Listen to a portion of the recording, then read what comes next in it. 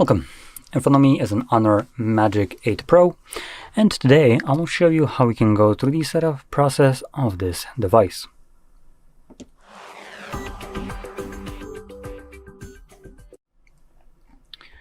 So throughout the video, I'm actually going to stop at a couple of different instances right there and give you a little bit of more explanation on certain things, just for the privacy kind of reasons, if you're interested in that.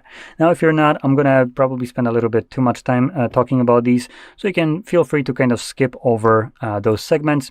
And in any case, let's just get straight into it. So when you boot up your device for the very first time, you should be presented with the page where it just kind of welcomes you in all different languages. And we're going to click on the arrow and find our desired language from the list. So you just start scrolling. Now, I am going to stick with English, so I'm not going to be changing anything here. But just note that also you have emergency call in here for some reason, and you can have reading aid. So if you have problems, you can do things like text size, contrast, increase basically the contrast so the text is a little bit easier to see. See how that affects it. Looks of it didn't really do much. Magnification. So if you press it several times, it just kind of zooms in, similar to what this would do on an image. And high contrast buttons, so you can see it makes them a little bit more visible. Anyway, let's continue on. So here we can select our region. Now, for some god-awful reason, it's selected in UK. I would never want to be considered as a UK, considering I value my privacy. And faggots in power there are, well, the ones that basically are one of those rules for thee, but not for me. So you go have no privacy, while we're going to tell you that that's good, because if you have nothing to hide, you have nothing to worry about. But they, for some reason, are excluded from this, which again, if that does that mean that they have something to hide? Stupid ass faggots. So I'm going to kind of say that by all intents and purposes, select any kind of other region than UK if you value any shred of your privacy. Now, will that actually help? Probably not. And I'm being kind of antagonistic right here, specifically just because I find it hilarious that UK has this kind of law that if I speak bad things that might hurt their feelings, they would want to basically get me to UK so they can lock me up. Yeah, no, go screw yourself. Luckily, I'm not planning to go there. If I am, I'm probably cooked, but hey, life on edge, I guess. Though I guess it's not that much of an edge considering I'm not planning to leave. But in any case, just for the fun of it, I like that antagonistic behavior. So that's kind of why I'm calling them out like this. Other than that, I couldn't really care less. But going back to this, select something that might not be part of UK, just for that shred of possibility that maybe if you, for instance, select that you're from Poland, UK won't be basically able to spy on you. And now you might be wondering, what the hell am I talking about? So there was a recent, I don't know how, it was like a year ago or two, where UK tried to force Apple to give them back access to iOS specifically. That's what we know, because Apple basically refused, right? So with that in mind, they try to get back access, meaning that if you have something like iOS in this case, this would basically be an example, but it works the same way for Google, which we haven't had any kind of info about this, so you can be probably safely assured that Google gave them back access, because let's be honest, Google isn't in a business of providing privacy. They're in a business of making money and selling your personal information, which that's obviously the easiest way. So consider this to basically UK having access to your device, as long as probably most other countries. And the reason I'm kind of pointing that out is because when it comes down to UK specifically, it's a little bit more disgusting, as you have a country that supposedly says that they have freedom of speech, but if you call some politician a faggot, you go to prison because he feels offended. Like you could give two shits about what he feels about, and you feel poor. But apparently that isn't probably good enough for them to go to prison. So that is kind of one of the reasons, because I find that overstep of power and no kind of reason, that no kind of regulations for this, to be just absolutely disgusting. A government that can basically look into your device, without any kind of court order, permission, your knowledge, any subpoena or anything like that.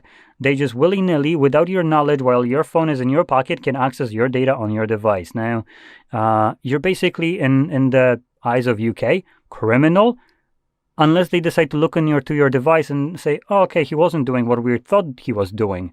Which, as far as I remember, law used to work that you need to have a reasonable suspicion to basically even get a court kind of order or subpoena to access this kind of information. But this basically circumvents that because they automatically have access to it, which that's why I recommend changing to some other regions. As far as we know, well, we don't know if they do this or not. But I want to give you kind of like a mental exercise, let's call it this way. Apple decided to refuse the back access to their iOS. But Apple in recent times isn't the bastion of security that they used to be. They're a bastion of profit.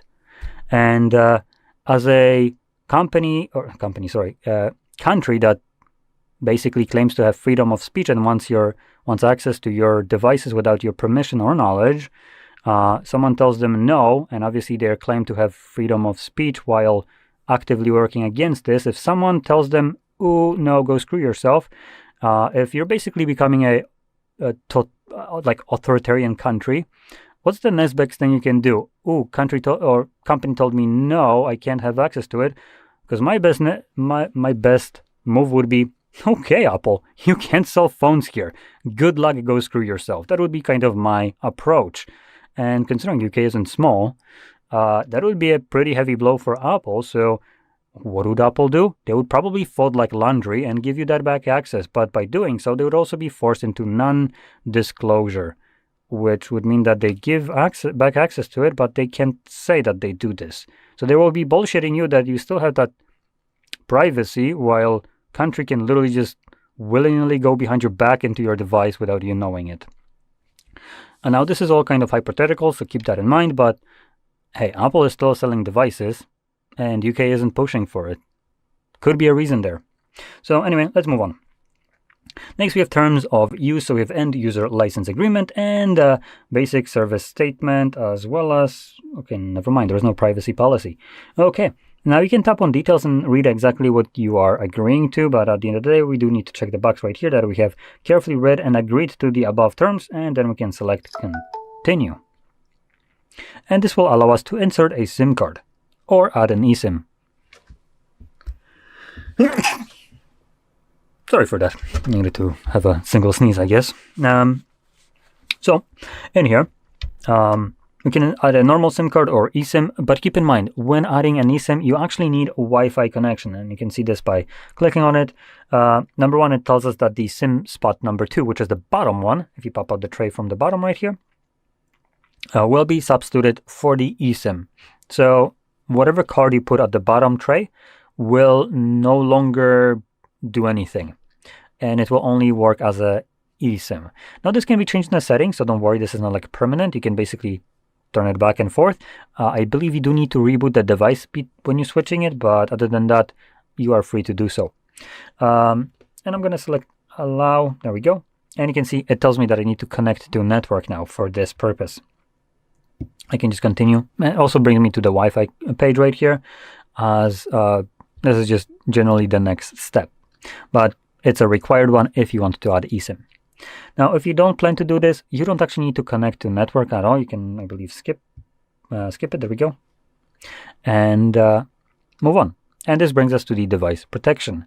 Now, I do want to point out, by skipping Wi-Fi connection and not inserting SIM card, the setup will be a little bit shorter. So typically it will be connecting to Google services and just kind of looking for some kind of, tells you that it's getting your device ready and all that crap, and also give you a page for logging into Google account and so on. Now I won't have that because I don't have any kind of network connection.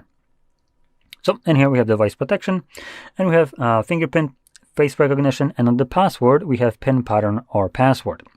Now if you're planning to use any of the biometrics, which are the first two options, you will always be required to set up PIN, pattern, or password. Reason for that is biometrics aren't always reliable. So in the times where they both fail you because maybe you just got a tiny little blemish on your finger and your face, you would basically lose access to your device without that PIN, pattern, password. But with it, whenever your phone has a mental breakdown and can't recognize you because I don't know, shadow is casted weirdly on your face, you can always use that, for instance, pattern to unlock your device. Or you can just select PIN, pattern, or password. Now, by default, your phone, when selecting this, will opt into a 6-digit PIN. You can click right here on screen, unlock methods, and choose also a 4-digit PIN, custom PIN, pattern, or password. I'll be selecting pattern for this, so let's just draw it once. Then repeat the same thing again to confirm it. Click on done, and it's now set. Now, we can also, like I said, add one of these or both of them, or we can just not bother with it. Here we have Google services. Now, this is the second portion where I'm going to spend a little bit too much time explaining the darker side of the lack of privacy here. So if you're interested in it, stick around. If you don't care, just skip forward by like several minutes probably. In any case, we have things like location, scanning, sending user and diagnostic data, and install updates and apps, which doesn't really have a toggle, unlike the 3 other options above. Now, generally, you can turn all of these off, so you can see there's nothing that happens when I turn it off. Oh, well, it is being turned off, supposedly. Now, to go over these, now all 3 of them are turned off. And for instance, location uses label, it says that it uses Wi-Fi and the GPS to basically get your location. That's great. So without this being turned off, the phone shouldn't know where I'm located. That's probably the most logical kind of reasoning, right?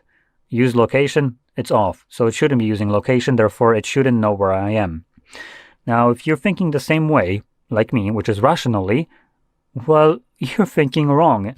This is Google, and this bullshit right here is basically lying by omission. Because what it doesn't mention is the fact that it's right now, even though there's no SIM card, even though there's no reception, it's right now, at this moment, connected to cellular network. It's not showing it. But there is an easy way for you to actually check it out.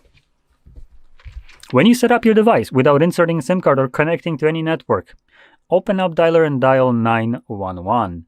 Or even better, you can actually back out to the beginning of the setup and in emergency call type 911. That goes through because you are connected to cell tower, which isn't shown right here. This isn't like magically going through to, I don't know, some ethereal plane where it connects to God knows what that isn't labeled right here. It's actually connecting to cell towers, which by definition also would kind of completely screw up with the 2 other options, which is allow scanning. I mean, it says that it basically allow apps and services to scan for Wi-Fi networks and Bluetooth. Now it allows the device to scan. It doesn't prevent other devices from scanning for you, and it doesn't really mean that Wi-Fi or Bluetooth is turned off. It is on, and other devices can find you, which therefore they can basically kind of get that you're in specific location.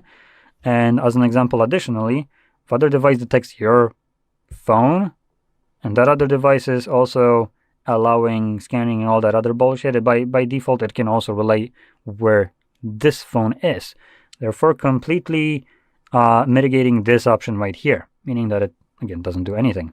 And furthermore, send user and diagnostic data. This should have been shortened to just user data in reality, because any data on this device that is being sent is user data. I don't give a shit if it's a diagnostic, if it's internet speed or usage or whatever it is, or whatever version of the Android I have. It's my data. It's on my phone that I paid full price for, so therefore it's user data.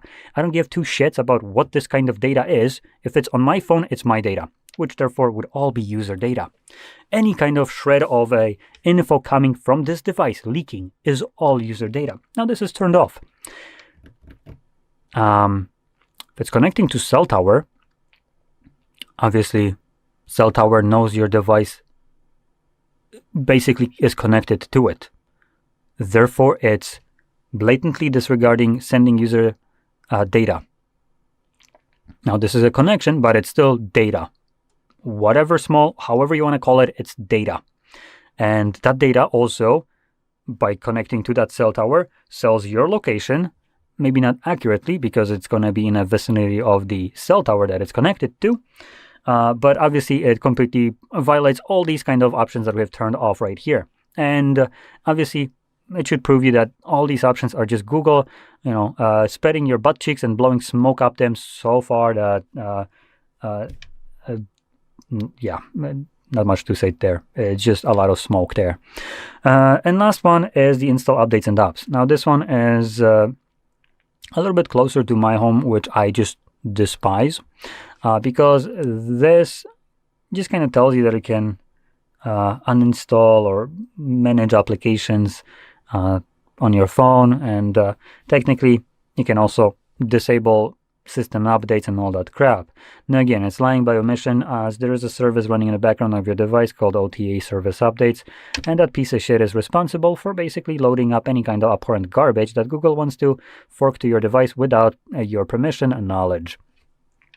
And one of those fantastic things that you will experience probably very soon, as it's 2026, and I don't think it's up yet, but sure shit will be, is the change that Google wants to put in effect on how you can install third-party applications. Now, before, in 2025, they came up with this brilliant idea to solve malware applications, which, by the way, Play Store is filled with them too. They will prevent you, as a user of your device that you paid money for, the ability to install third-party applications from unknown sources if the application isn't signed by the developer.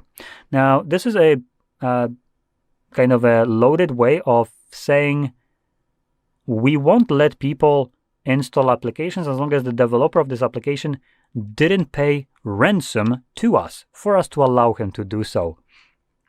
Obviously, there was a massive backlash for this because it just straight up goes against what Android is for. And if you want a lockdown system, you go with Apple. If you want a shitty experience but actually a more kind of freedom on your device, you go with Android. Now, Android wanted to basically just change the rules right here and just straight up be Apple while not offering you privacy, selling your data, and being just absolutely shitty version of Apple.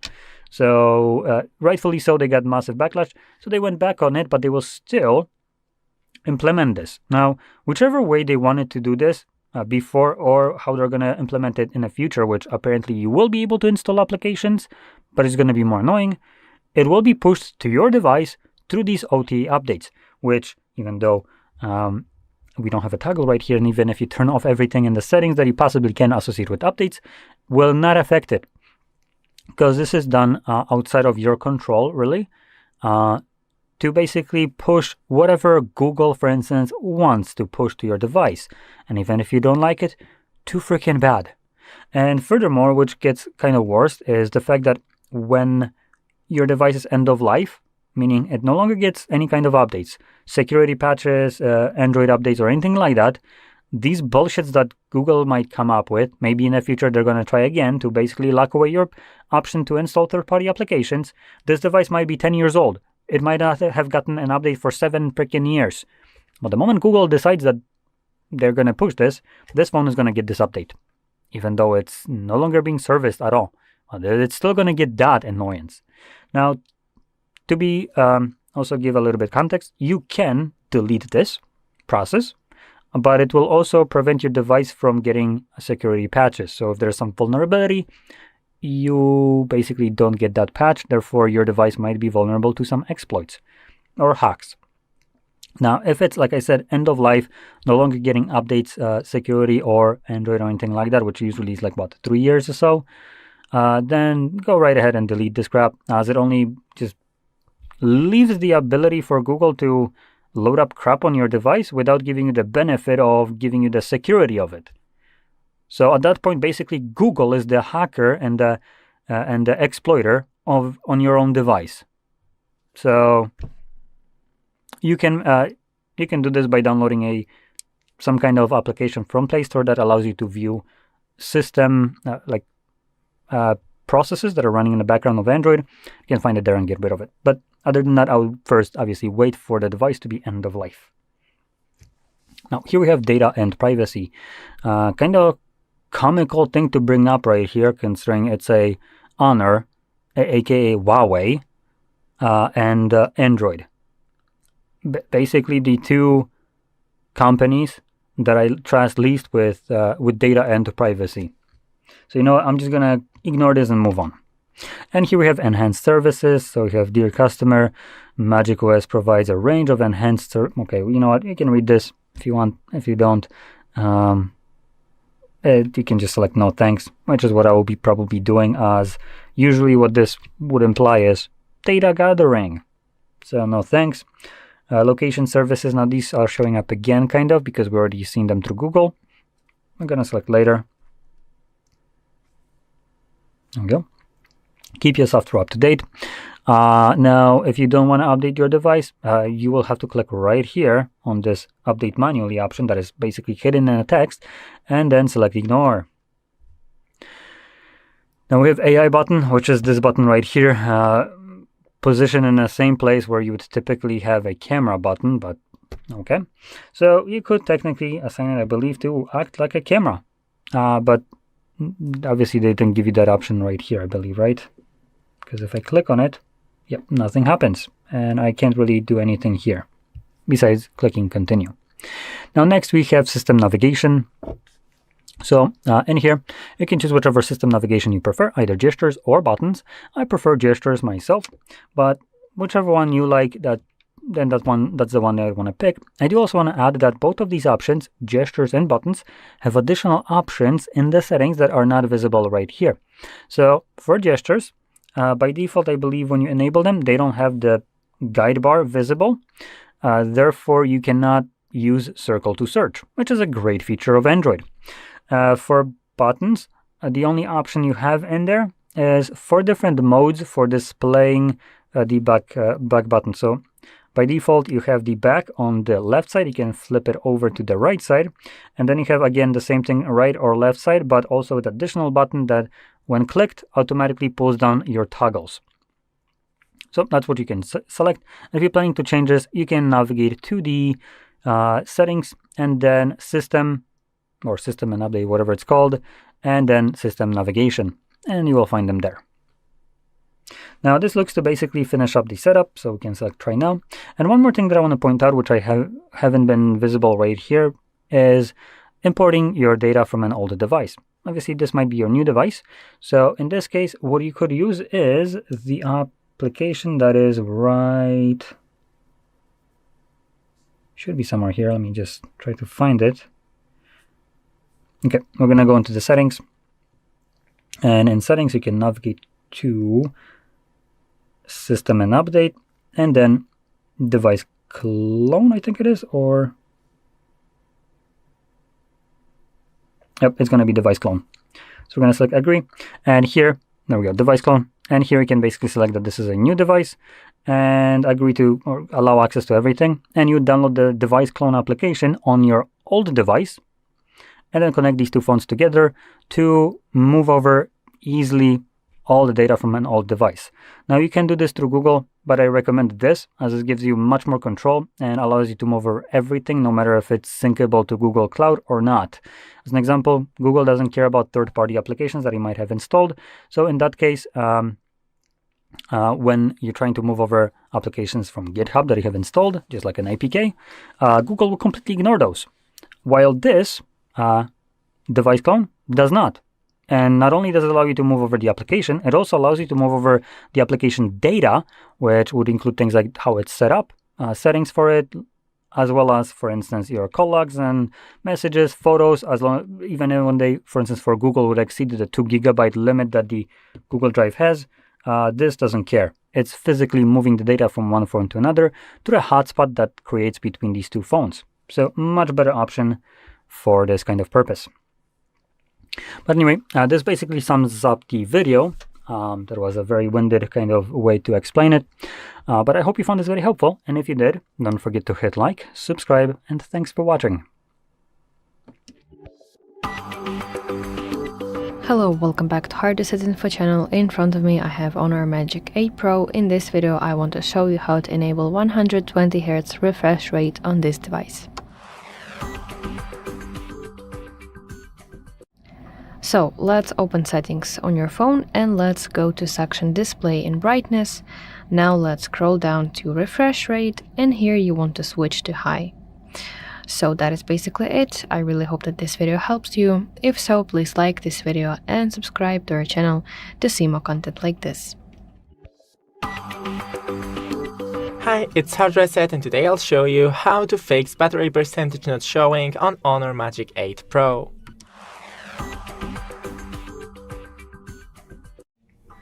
So first go into the settings and then scroll down into the battery. Right here we have battery percentage. As you can see, now it is hidden. Oh, sorry. Here is hide. When we click on it, we can change, for example, battery percentage inside the battery or outside the battery. Thanks for watching. Don't forget to leave a like and see you in the next one. Hi, it's HardReset, and today I'll show you how to fix phone heating while charging on Honor Magic 8 Pro.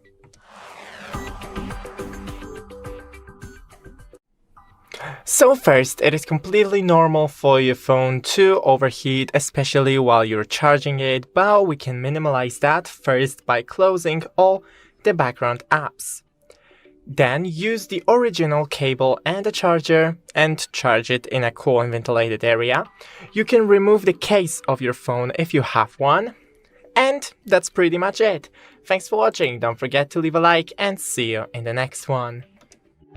Hi, it's HardReset, and today I'll show you how to fix fast charging not working on Honor Magic 8 Pro.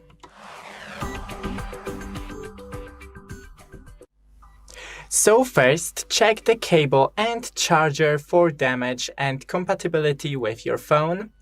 Then flip your phone, and right here is the charging port.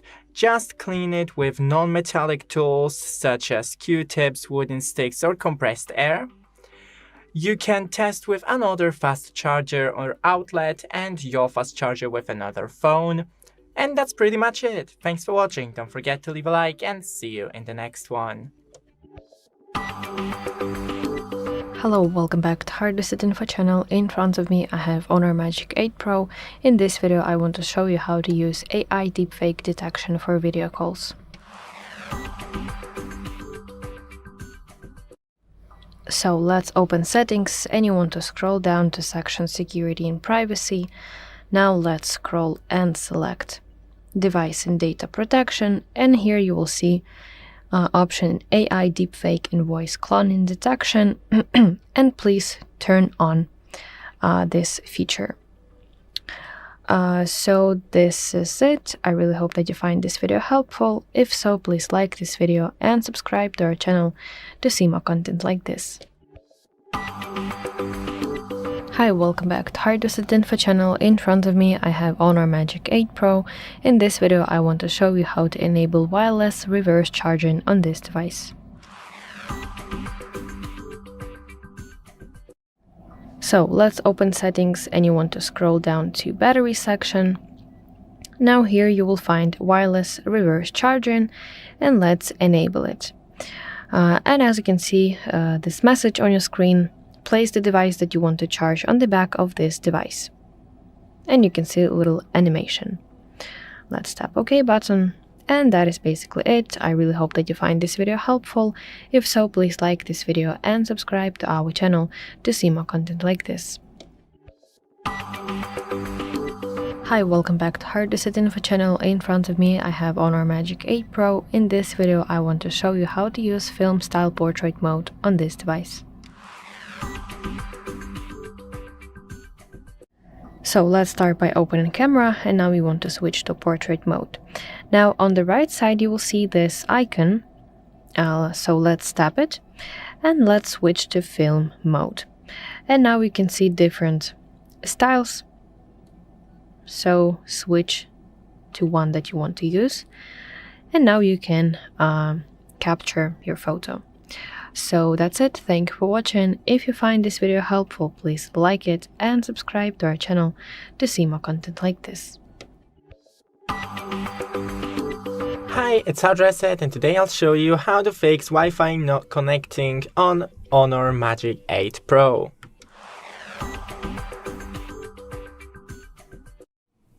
So first, open the Wi-Fi settings by clicking and holding, then disable Wi-Fi and enable it again. You can do that the same with airplane mode. Then click on your Wi-Fi, disconnect, click again and forget. Wait a couple of seconds and try to connect once again. If it's still not connecting, then you need to restart your phone and the router. Thanks for watching, don't forget to leave a like and see you in the next one. Hi, it's HardReset, and today I'll show you how to fix Bluetooth not connecting on Honor Magic 8 Pro.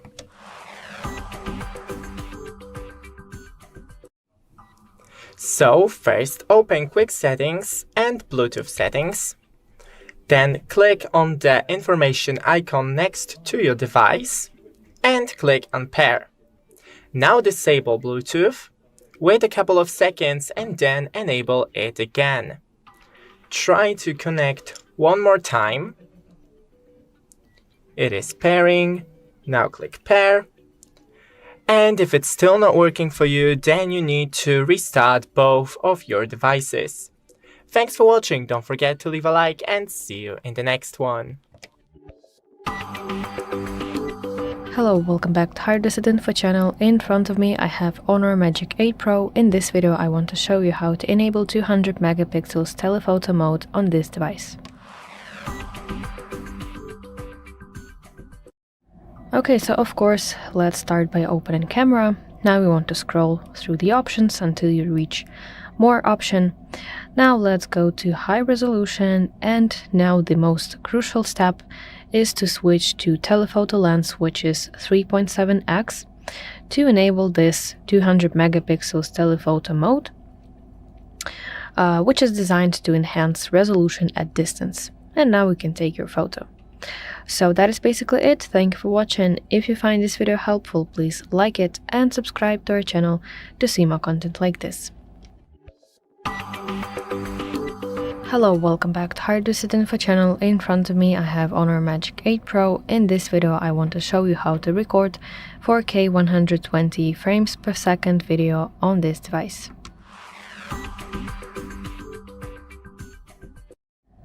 So let's open camera on your device, and now let's switch to video mode. Now at the top you can see resolution and frame rate. So you want to simply tap on it until you reach 4K, and here as well for 120 frames per second. And now we can start filming your video. So that is basically it. I really hope that this video helps you. If so, please like this video and subscribe to our channel to see more content like this. Hi, welcome back to HardReset.Info channel. In front of me I have Honor Magic 8 Pro. In this video I will show you how to fix camera lag on this device. If you have this lag on your Honor Magic 8 Pro in your camera, that means that you have to clear your camera cache. So let's open settings and find section apps. Now from here let's go to manage apps, and from the list you want to go to camera. And under the section storage, let's select clear cache. Do not worry, this will not delete your photos. It will just reset the camera's short-term memory. So now you can check if your lag is gone. So that's it. Thank you for watching. If you find this video helpful, please like it and subscribe to our channel to see more content like this. Hi, welcome back to HardReset.Info channel. In front of me I have Honor Magic 8 Pro. In this video let's try fixing Google Pay and NFC issues on this device. So let's open settings, and you want to select section more connections. From here tap NFC, and please make sure that NFC of course is on. And now if you go to section default wallet app, you want to here select Google Wallet. After fixing this, you want to restart your phone, of course, so that your NFC data was updated. So that is basically it, and I really hope that this video helps you. If so, please like this video and subscribe to our channel to see more content like this. Hello, welcome back to HardReset.Info channel. In front of me I have Honor Magic 8 Pro. In this video I want to show you how to enable developer options on this device. So let's open settings, and you want to scroll to the very bottom until you see about phone section. Now you want to locate your build number, which is right here, and you want to tap on it repeatedly 7 times. Now enter your lock screen password, and if you use private space you have to enter PIN for private space as well, and you can see message on your screen, you are now a developer. Additionally, if you go back and select System and Updates section, you will see here developer options. So that's it. Thank you for watching. If you find this video helpful, please like it and subscribe to our channel to see more content like this. Hi, welcome back to HardReset.Info channel. In front of me I have Honor Magic 8 Pro. In this video I want to show you how to enable Defocus Display on this device. So let's open settings, and you want to scroll down to Honor Eye Comfort Display section, and under Eye Comfort Display you will see Defocus Eye Care. Let's enable it, and let's tap Learn More to read some more information. Yes, by the way, this feature works best with video applications and also ebooks. So when you watch videos or read books, the scene details will be adjusted and the text edge will display yellowish blue colors based on your screen time, helping to relieve visual strain. So yeah, that is basically how you can enable it. I really hope that this video helps you. If so, please like this video and subscribe to our channel to see more content like this. Hi, welcome back to HardReset.Info channel. In front of me I have Honor Magic 8 Pro. In this video I want to show you how to activate MagicOS 10 transparent user interface effects on this device.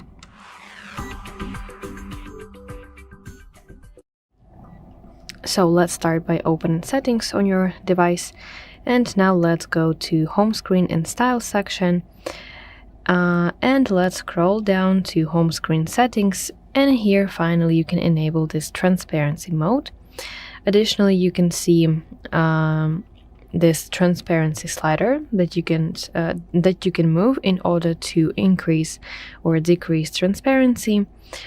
And as well, here are some additional settings. If you want, you can customize that as well, such as layout, lock layout, auto align, and some others. So that is basically it. I really hope that this video helps you. If so, please like this video and subscribe to our channel to see more content like this. Hello, welcome back to HardReset.Info channel. In front of me I have Honor Magic 8 Pro. In this video I want to show you how to enable eye comfort on this device. So let's start by opening settings on your device, and let's scroll down and find section Honor Eye Comfort Display. So of course you want to go to Eye Comfort section, and you can enable it by using those two options. You can schedule it, or you can simply enable all day. But if you select scheduled, you'll need to set your start time and end time. And as well, you can adjust filter level by using this slider. Okay, let's go back, and the most importantly that you have to go to dimming mode, and let's switch to this comfort. That is very important. So yeah, that is basically it, and I really hope that you find this video helpful. If so, please like this video and subscribe to our channel to see more content like this. In front of me is Honor Magic 8 Pro, and today I would like to show you how you can turn on or turn off high performance mode. Begin by opening Settings and scrolling to click on Battery section available here. Now click on Battery Usage Mode and click on Performance to activate High Performance 1. As you can see, after a few seconds, High Performance was successfully enabled. If you are not sure which mode your phone is currently on, when High Performance is on, you will see this icon at the top right corner of your screen. If it's off, it will disappear. To disable High Performance mode, tap on Battery Usage Mode and click on any other one. Thanks so much for watching. If you enjoyed this video, leave a like, comment, and subscribe. Bye! Hello, welcome back to HardReset.Info channel. In front of me I have Honor Magic 8 Pro. In this video I want to show you how to register ultrasonic fingerprint on this device. So let's start by opening Settings, and you want to scroll to section Biometrics and Password, and let's select Fingerprint ID. If you haven't set your lock screen pin yet, then you have an option. You have opportunity to do that right now. Okay, and now let's enable Unlock Device. Press Add button. And now we want to place your finger on the highlighted area on your screen and hold it firmly until registration ring fills up on your screen. Please adjust different finger positions and let's press OK button. And that is basically it. Additionally, you can rename your fingerprint. So here is the option to do that. So that is basically it. I really hope that this video helps you. If so, please like this video and subscribe to our channel to see more content like this.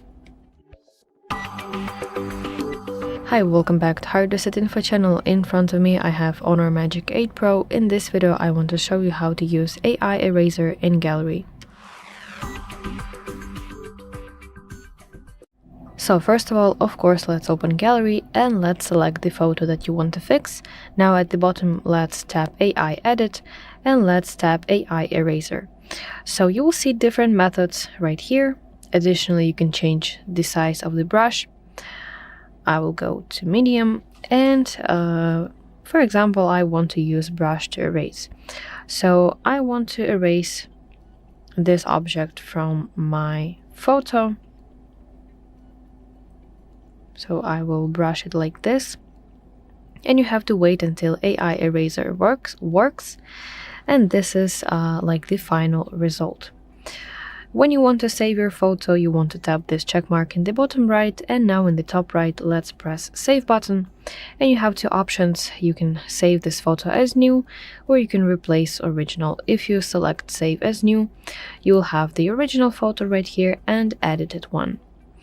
So that is basically it, and I really hope that you find this video helpful. If so, please like this video and subscribe to our channel to see more content like this. Hi, it's HardReset, and today I'll show you how to improve battery life on Honor Magic 8 Pro.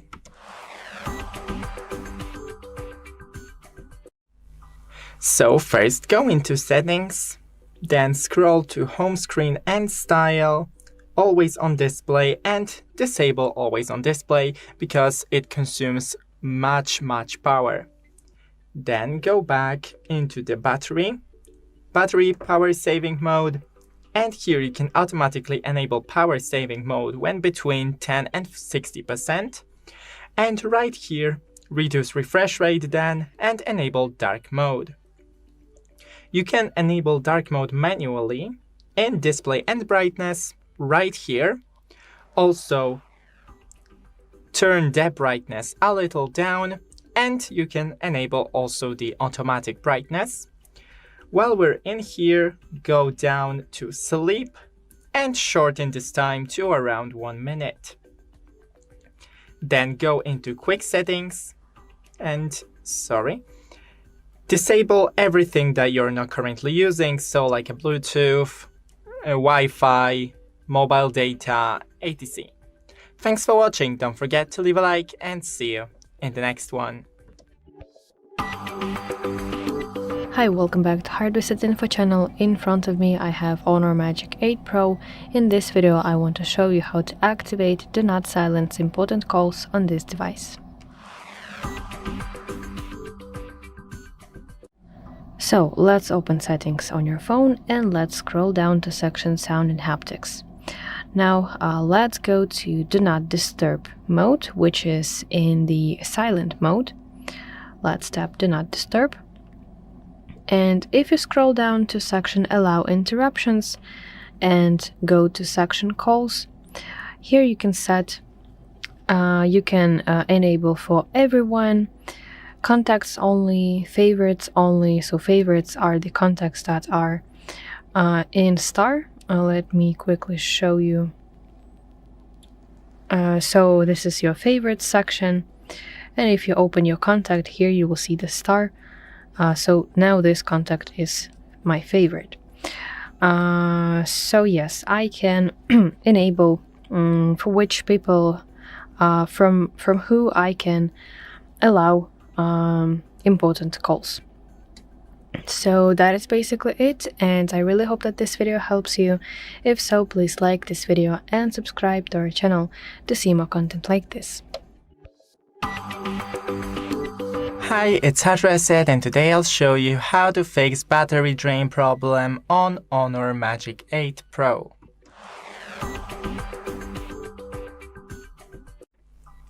So first, go into the settings, then battery, and here we have power saving mode, and we can automatically enable power saving mode. And when this is enabled, this mode will be automatically enabled when battery is between 10% and 60%, so we can enable that.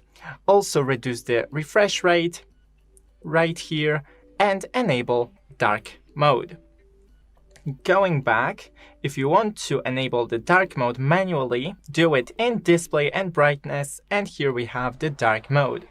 While we're in here, we have the brightness, and you can enable or disable automatic, and when you disable it, just remember to turn it down a little or just keep it on. Then go back, and we have sound and haptics right here. Scroll down, and we have more sound settings, and here you can disable all the sounds to also save some battery. Thanks for watching, don't forget to leave a like and see you in the next one. Hi, welcome back to HardReset.Info channel. In front of me I have Honor Magic 8 Pro. In this video let's try fixing Wi-Fi connection drops on this device. So first of all, let's disable intelligent Wi-Fi feature. Let's go to settings, and you want to select section Wi-Fi. From here tap more settings, and let's go to Wi-Fi plus, and please disable this feature. Additionally, you can forget and rejoin to your current network. Let's go back. So under the section connected to Wi-Fi, you want to tap on the basically network that you're connected to, and let's press forget button. Now from the list of available networks, you want to find that network, and you want to enter password to it. As well, you can enable auto connection. So let's press connect button. Okay, and after this you can turn on and then quickly turn off airplane mode. And additionally, you can check your router.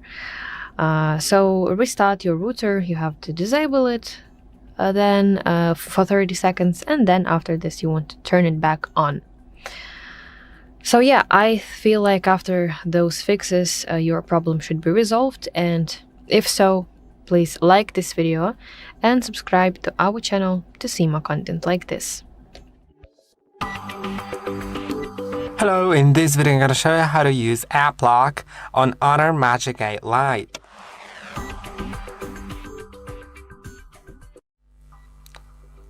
To do it, you will need to go to your settings first to enable it, then security and privacy, device and data protection, App Lock, and enable it.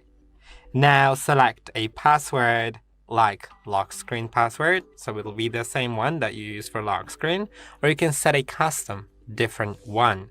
Let's use custom, and I'll do like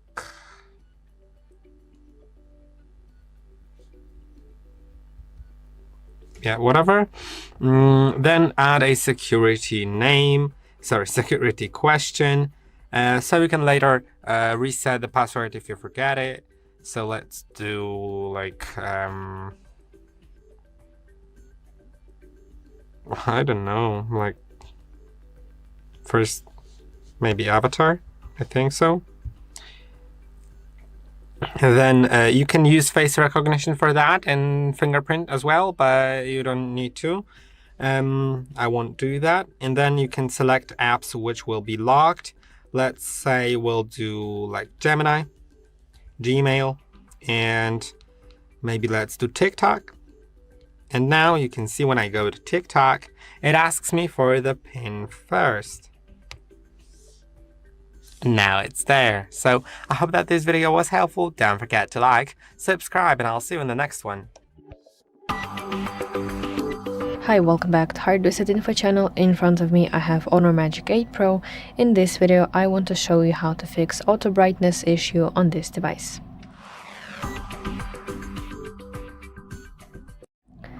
So actually your phone tries to save some battery by dimming your screen, but it can get stuck and sometimes it's very irritating. So let's open settings and you want to scroll to section display and brightness. And of course you can just turn off automatic option so that you manually adjusted your brightness, but I suggest you another option. So instead you want to keep automatic option on, and while you are in dark room you want to manually slide the brightness bar up to your comfortable level, and your phone will log this manual adjustment by using this slider as a preference for that specific lighting in your room. And after doing this for a few times, from 3 to 4 times, this sensor should automatically adjust to that brightness level. But of course, if this does not help you, you can simply turn off automatic option and manually use the slider in order to adjust your brightness on your screen. So that is basically it. That's how you can fix auto brightness on your Honor Magic 8 Pro device. And if this video helped you, please like it and subscribe to our channel to see more content like this. Hello, welcome back to HardReset.Info channel. In front of me I have Honor Magic 8 Pro. In this video, let's fix overheating while gaming on this device.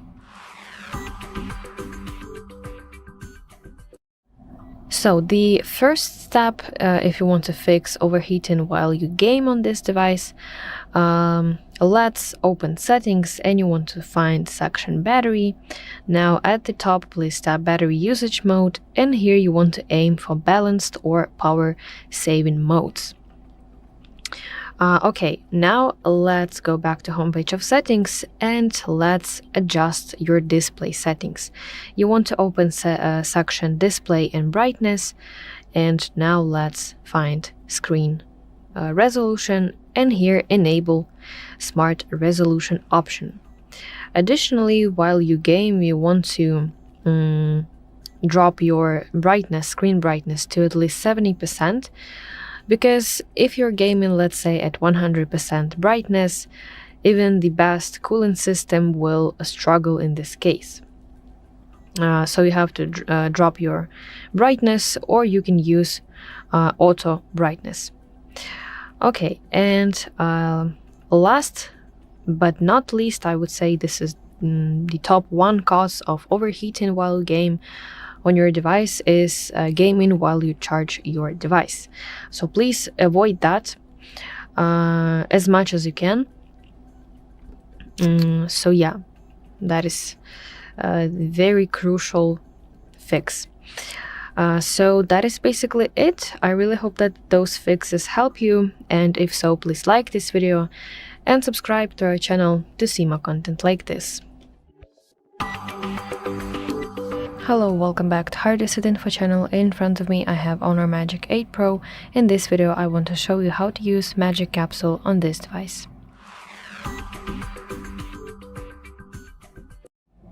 Let's open settings, and you want to scroll down to section notifications and status bar, and at the top you will see Magic Capsule.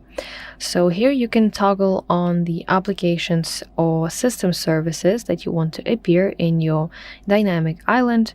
So it could be screen recording, face recognition, recording, media playback, and clock. And once enabled, let me show you how you can interact with your Magic Capsule. So when you leave supported application, let's say it's timer, so I will set my timer, the capsule will shrink into small circle at the top to your dynamic island. So now you want to tap this dynamic island once to expand it into pill that shows you real-time information. But if you tap once and you tap this pill, it expands into larger control card. If you use timer application, you can stop your timer. If you use, for example, music application, you can pause your music, you can switch to different song.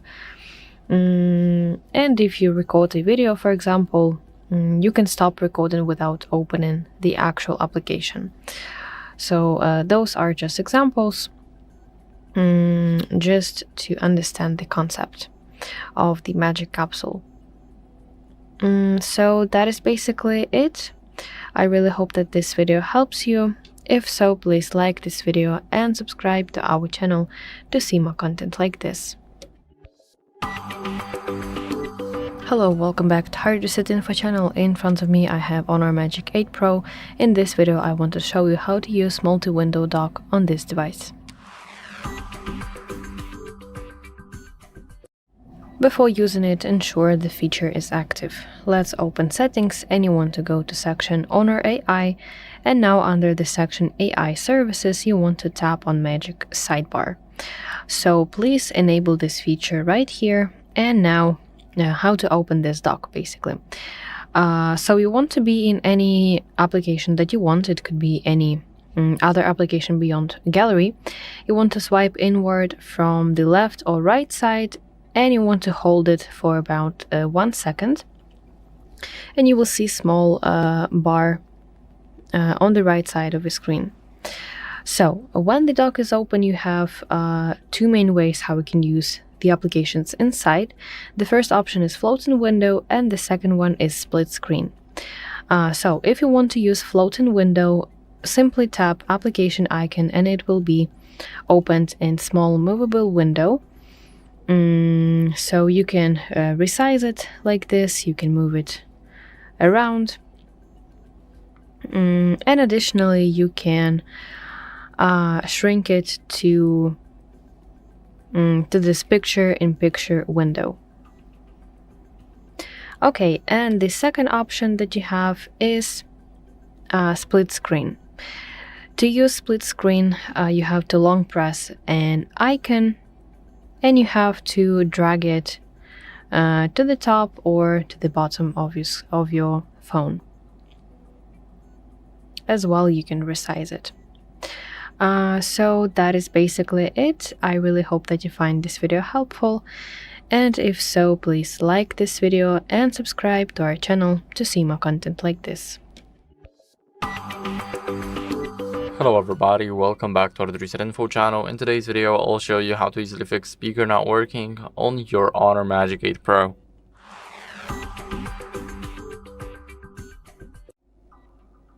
So first, what you guys want to do is go over and check the volume levels in these settings. So open up the settings, and then you need to go down until you see sound and haptics.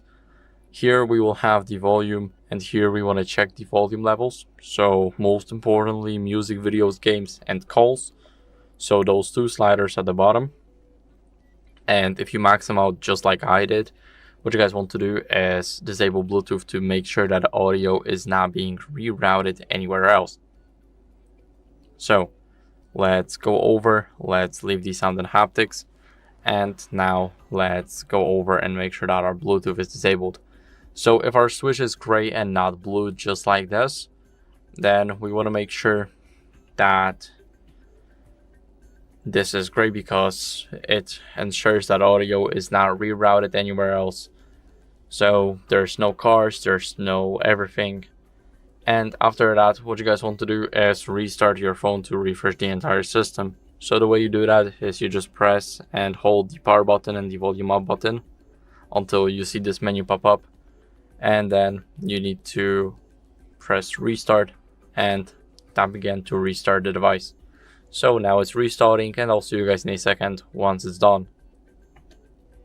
Now after the restart, as a last resort, what you guys want to do is go over to settings and scroll down until you see system and updates.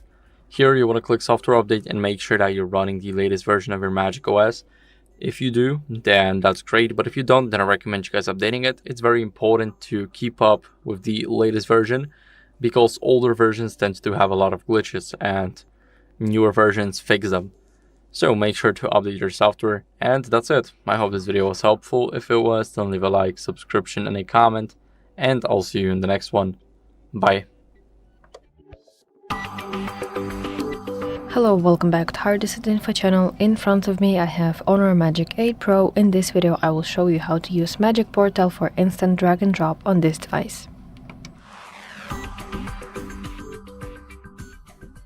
So you can activate it in your settings. Let's find Honor AI section.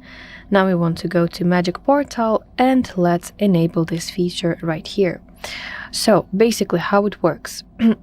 You want to long press some piece of information. It could be text, selected text, photo, any video.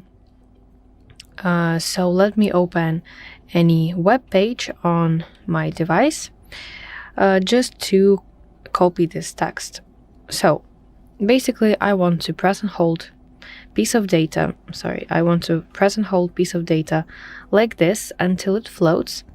And then on your right side, you will see application suggestions. Here are Google Maps, YouTube, Notes, Messages, Gmail, etc. So you can drop this content that you long pressed into desired application to complete the action. So let's say that I want to copy this text into your notes, like this. And here is this note with this text.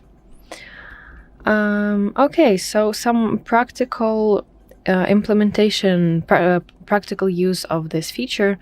Let's say that you copy some kind of address and you want to quickly look up on Google Maps how to commute to this address. I will drop this piece of information to Google Maps and it instantly gives me some results. Okay, so that is basically how you can use Magic Portal for instant drag and drop on your Honor Magic 8 Pro device, and I really hope that this video helps you. If so, please like this video and subscribe to our channel to see more content like this. Hi, welcome back to HardReset.Info channel. In front of me I have Honor Magic 8 Pro. In this video, let's try fixing WhatsApp video call camera bugs on this device. So the first fix, let's open settings on your device and let's find section apps. Now go to permission manager, from here go to camera, and now from the list of applications you want to find WhatsApp and you want to allow camera access.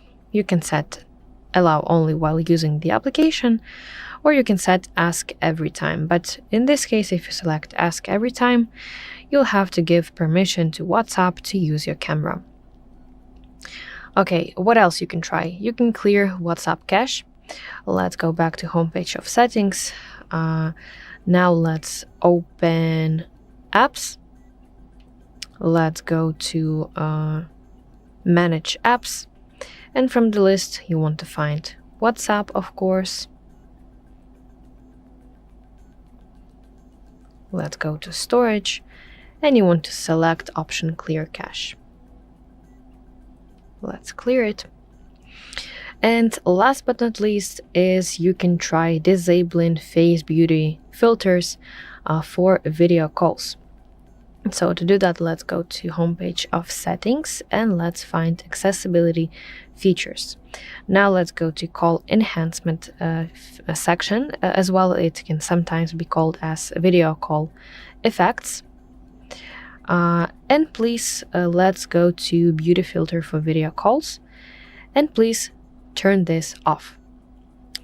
And if this on, your phone will try to run AI skin enhancement filters, which can overwhelm the application. So please keep this turned off. So that were the main fixes if you have problem with video calls in your WhatsApp. I really hope that you find this video helpful. If so, please like this video and subscribe to our channel to see more content like this.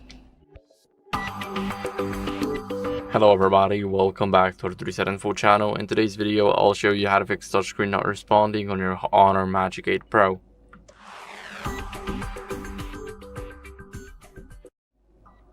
So first, what you guys want to do is remove the screen protector or a case because it can cause the interference, and let me explain why. Basically, whenever your case is covering even a tiny part of the screen, then what can happen is basically your screen will become less responsive and it will look something like this. So you won't be able to do anything on the screen. Now for the screen protector, if it's poorly applied, so my screen protector is perfectly aligned with the screen. If it's going towards the edges of the phone, so for example here, then it can already cause some issues. So we definitely do not want that. Now what we want to do is simply clean our screen with a microfiber cloth. So we need to grab one and we need to give it a few swipes. So I have it right here. Now 3 swipes is definitely enough, but if you guys want to clean it perfectly, then make sure that you do. Make sure that your screen is shiny after cleaning it. And what you guys want to do next is go over and restart the phone. So hold the power button and the volume up button. Now press and hold the power button and the volume down button for 10 seconds. So keep on holding it. And now our screen is black. After got the vibration, we can let go now after we see the Honor logo. And now our phone is force restarting, so I'll see you guys in a second once the restart is done. Now after the restart, we simply need to enter our password if we have one, and after that go over and check for software updates as a last resort. So go to settings, now swipe down to system and updates and click software update. Here it will check automatically if you have the latest version. If you do, then that's great, but if you don't, then I recommend you guys updating it. It's very important to keep up with the latest version. So that's it for the video. I hope it was helpful. If it was, then leave a like, subscription, and a comment, and I'll see you in the next one. Bye.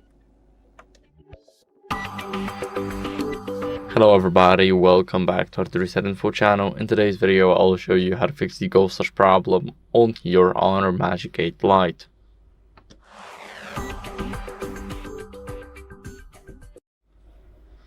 So first, if you have a screen protector or a case, then remove it, and let me explain why.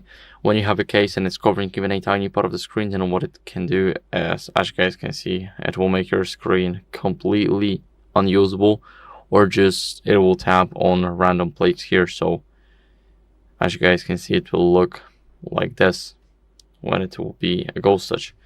So we definitely do not want it.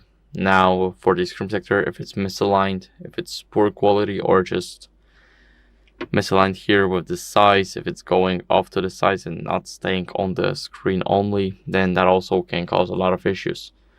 Now what you guys can do next is clean your screen to remove any debris or moisture, and also fingerprints, because I'm gonna be using the microfiber glove. So let's give it a few swipes. 4 swipes is enough, but there's no limit to it. You can swipe however you like. Just make sure that your screen is clean. And what you guys want to do next is restart the phone. So hold the power button and the volume up button, tap restart, and touch to restart. Now the phone is restarting, so I'll see you guys in a second once the restart is done.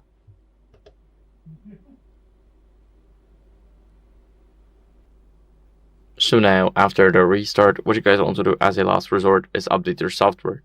So let's quickly restart the phone. Let's go over to settings, and here let's scroll down to not about phone, but system and updates. Here we click on software update, and as you guys can see, it will check for it automatically. All you need is stable Wi-Fi connection. I'll double check it, and as you guys can see, I'm running the latest version. So if you're not, then make sure to click on the button to download and install the newest version. That's it for the video. I hope it was helpful. If it was, then leave a like, subscription, and a comment, and I'll see you in the next one. Bye. Hello everybody, welcome back to HardReset.Info channel. In today's video, I'll show you how to fix the low volume problem on your Honor Magic 8 Pro.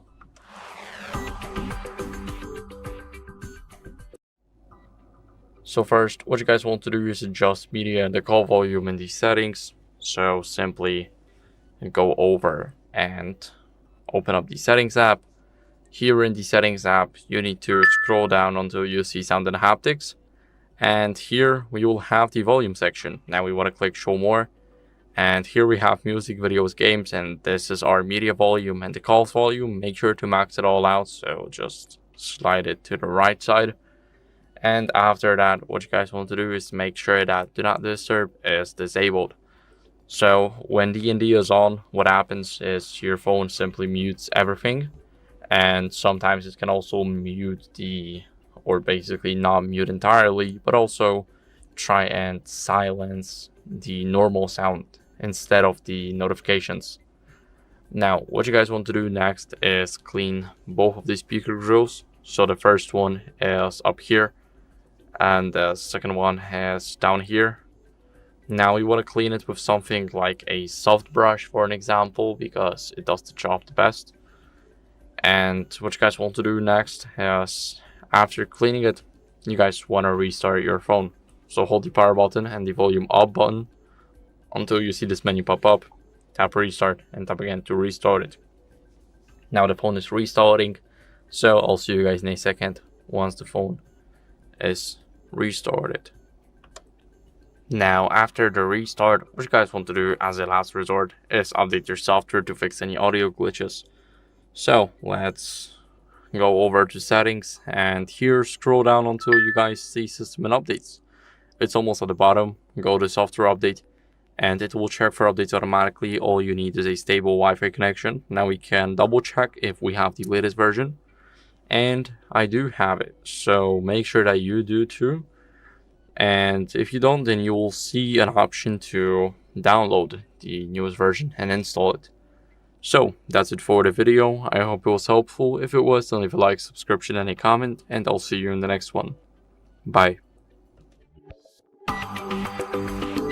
Hi, welcome back to HardReset.Info channel. In front of me I have Honor Magic 8 Pro. In this video I want to show you how to enable private space on this device.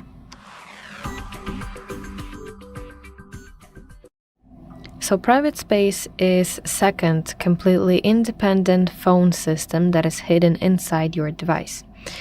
So let's enable it. In your settings you want to scroll down to section security and privacy.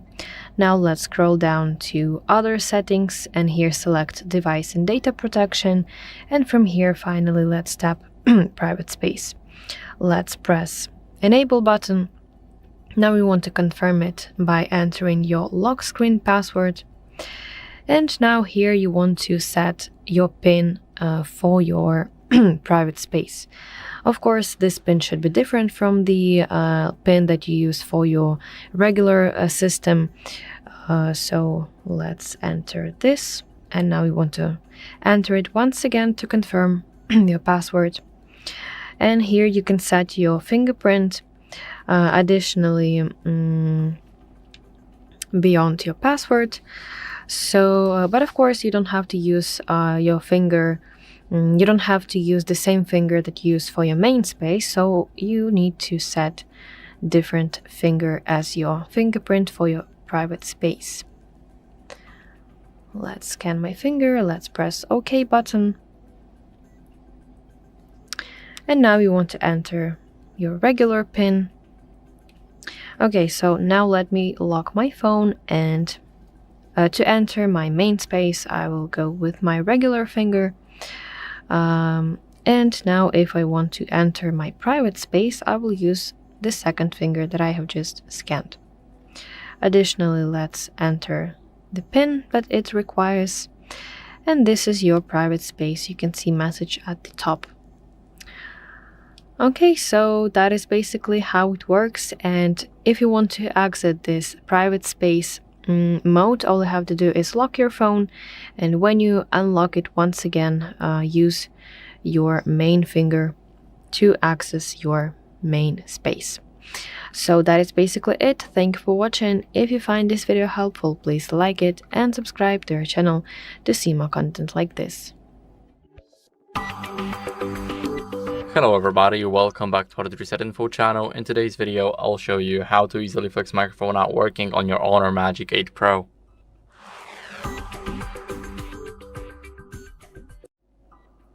So first, what you guys want to do is go over and clean your microphone port with a non-metallic tool. So if you use something metallic, then you can only damage the port even more. And let's say it's a bad example, but a SIM tray. So SIM tray opener. This is a very bad example, and you shouldn't be using anything that has some of the metal like this. So make sure to use something like a soft brush to clean that out. Now, if you guys want to test your mic, then you need to go over to the voice recorder app.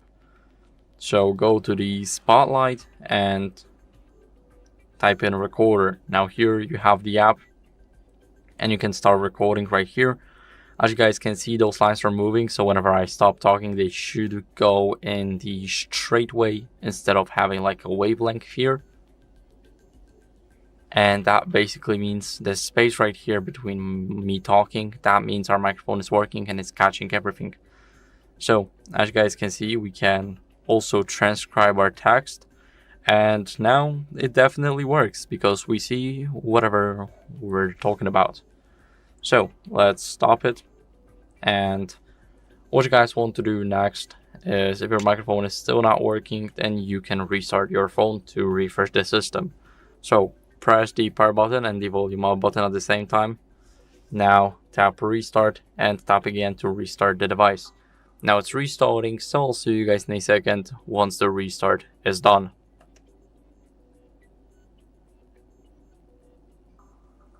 Now, after the restart, what you guys want to do as a last resort is simply update your software. So go over to settings, and in those settings, you need to scroll down all the way to the bottom until you see system and updates. Now go to software update, and it will check for updates automatically. All you need is a Wi-Fi connection. Let's click check for updates again to make sure. And my software is up to date, so I do not have to worry about this. But if you have an option to update your software, then make sure to do that. So that's it for the video. I hope it was helpful. If it was, then leave a like, subscription, and a comment, and I'll see you in the next one. Bye. Hi, welcome back to HardReset.Info channel. In front of me I have Honor Magic 8 Pro. In this video, let's try fixing notification delays on this device. So first of all, let's go to settings, and the first fix will be to enable a run in background for specific applications. So we want to scroll to section apps, and now let's go to app launch. And from this list, you want to find application that you have notification problems with, and you want to enable this toggle for the specific application with your problem. Even here you can see this message: automatically manage app launches to prevent unnecessary background activity without affecting message delivery. You can also manually restrict apps from running in the background to save power, but this may delay emails and social media notifications. So you want to keep this toggle on for applications that you have notification problems with. Now, let's go to manage apps, and you want to find specific application from the list. And now let's go to notifications, and under the section notification type, you want to find gentle notifications. So this is in the media playback, and please keep gentle notifications disabled. If this on, notifications will simply arise silently, and they will not trigger the smart capsule, Magic Capsule. And additionally, let's check capsule settings. Let's go back to homepage of settings, and you want to go to notifications and status bar. From here, select Magic Capsule, and please, under the section system services, you want to make sure that specific system service, for example media playback or clock, for example, are on. Okay, and after completing those steps, I feel like you should have resolved issue with notification delays on your Honor Magic 8 Pro device. I really hope that this video helps you. Please like this video and subscribe to our channel to see more content like this. Hello everybody, welcome back to HardReset.Info channel. In today's video, I'll show you how to fix the ghost touch problem on your Honor Magic 8 Pro.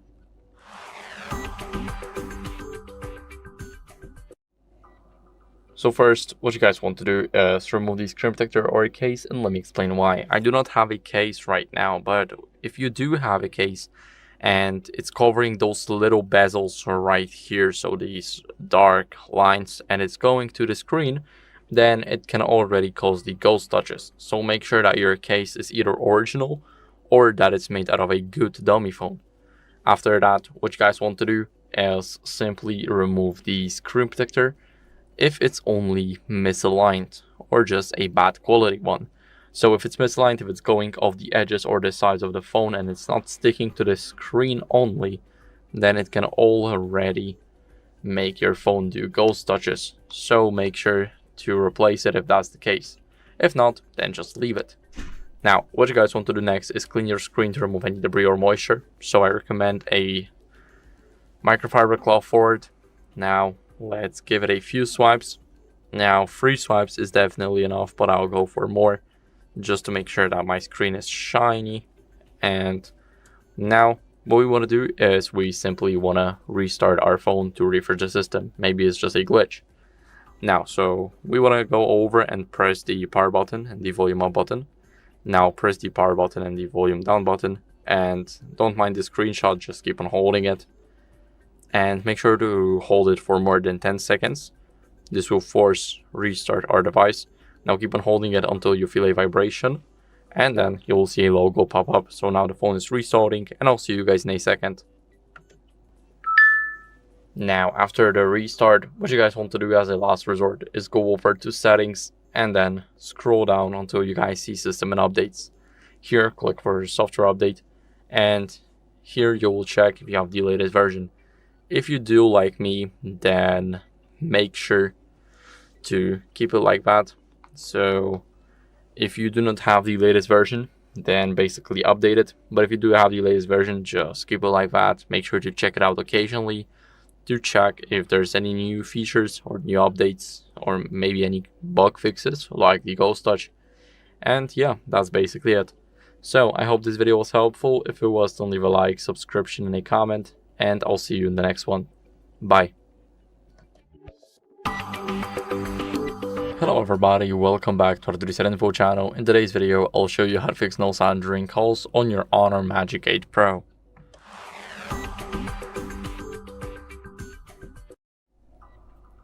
So first, what you guys want to do is go over and check your volume during a call using the side buttons on the right side. So as you guys can see, here we have them. Now we can adjust the volume just like this. And you can do it by holding it or by just tapping. And what you guys want to do next is try and change it in the settings. So go to settings. Now scroll down in those settings until you see sound and haptics. Here scroll down to the volume section where you see all these sliders and click show more. Right at the bottom we have the calls volume, and you guys can boost it up all the way to the right for an example. Now what you guys want to do is leave the sound and haptics, scroll down and make sure that Bluetooth is disabled. Now as you guys can see, it is disabled, and by that we rule out any connected devices. So we rule out everything like our headphones, car, or anything else that could potentially reroute our audio. Now what are we going to do next is simply go over and test another call with the app that we used. So for an example, the phone app, or with another app like WhatsApp. So you can see if the issue is app dependent or it's an issue for every single app and with the phone. Now what you guys want to do next is restart the phone. So press the power button and the volume up button at the same time, tap restart and tap again to restart the device. Now it's restarting, so I'll see you guys in a second once it's done. Now after the restart, what you guys want to do is simply check for software updates. So unlock the phone, and after restart go to settings and scroll down until you see system and updates almost at the bottom. Here go to software update, and as you guys can see now it's checking. We are up to date. We can also check the updates again right here. And as you guys can see, I am on the latest version, but if you're not, then I recommend you guys updating it because it's very important to keep up with the latest version of your software. So that's it for the video. I hope it was helpful. If it was, then leave a like, subscription, and a comment, and I'll see you in the next video. Bye. Hello, welcome back to HardReset.Info channel. In front of me I have Honor Magic 8 Pro. In this video I will show you how to customize new AI button which is smart key on this device. So your Honor Magic 8 Pro device has dedicated physical AI button on the right side of your device right here that lets you quickly access some features. So let me show you how you can customize it. In your settings you want to select section Honor AI. Now let's proceed AI button. And now on your screen you can see here at the top 3 actions, which are short press, double press, and long press. And for each action you can assign different functions. So let's go to short press, and let's say that for short press I want to assign open camera and, for example, AI screen suggestions. So I will press use button at the bottom side of my screen, and now let's repeat that for those 2 left actions. So for double press I will select AI settings agent, press use button, AI photos agent, and the same for long press. Let's use AI memories and Honor AI. So now each time that I short press, double press, or long press my AI button, my phone will open specific application, so my phone will perform this feature, the function that I've set right here. Okay, and if I tap this 3-dot button in the top right, additionally I can go to AI button settings, and here I can as well custom settings of this AI button. So this is the light press, so you can actually try it and see on the preview how it changes depending on different settings. And as well, I can enable option press to wake. When your screen is off, short pressing AI button will only wake the screen. So if you want that, you can enable it right here. So I feel like that's all for AI button on your Honor Magic 8 Pro device, and I really hope that this video helps you. If so, please like this video and subscribe to our channel to see more content like this. Hi everyone, in front of me I've got Honor Magic 8 Pro, and let me share with you how to free up storage without removing apps.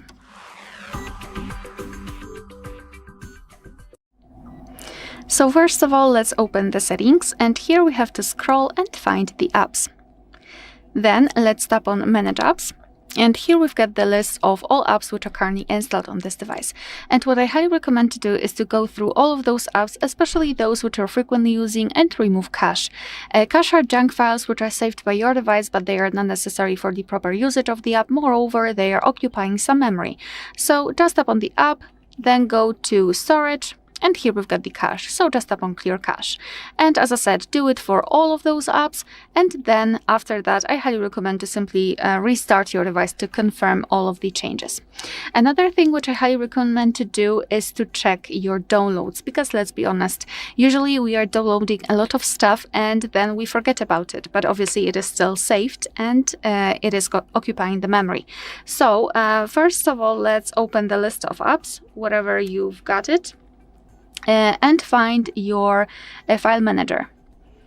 Okay, give the permissions. And obviously it doesn't matter if you're using the developer provided file manager or any kind of third-party app. Just open it and then find the option or the location which is called Downloads. And here it is, I believe, in Phone. Yes, here we've got Download. Basically, in my case, I did not have any kind of files here because I did not download anything, but I highly recommend to check it because I'm pretty sure that you will be able to find some kind of files here. So just check them, remove those which are large, those which are duplicated, or those which you don't really need, and for sure you will release some memory. And as another option, I also highly recommend to consider the backup. I will not show you the full operation because we've got a separate video of how to manage the backup in this specific device, so highly recommend to check that. I just wanted to mention it that if you will decide to use it, you will be able to save all of your files in a completely different space in the cloud, for example in OneDrive, Google Drive, whatever platform you wish to use. And because of that, you will be able to remove the files from your own internal storage, and thanks to it, release some memory without the need to remove apps. Alright, so that will be all. Thank you so much for watching. Please hit the subscribe button and leave the thumbs up. Hello, in this video I want to show you how to unlock Honor Magic 8 Pro without password. Okay, but before we begin, let's discuss a few things. First thing is, please only try to unlock your phone, in no other case someone else's, because that might be considered as a crime, and that's also unethical. Second thing is that we need to perform a factory reset using recovery mode, and it will cause that all of our data will be erased. That's the only method, so we need to remember about it. Third thing is that after the reset, when we get into the setup process, the phone will want to verify us, or by typing the screen lock. Of course, we won't be able to do it. Or there is a second option, and it's signing in into the same Google account into which we are signed in before we have resetted our phone. So we need to remember about it. So we will have to sign in into the same Google account to verify ourselves. If you don't want to lose your data, you can try to go into the authorized center and there look for help. But if you want to go forward, follow my steps. As you take a look, my phone is locked. I cannot remember the password. I can even lock it, just to show you that nothing pops out right in here. The phone is locked for 30 seconds. Now click on power key and volume up, and click on power off.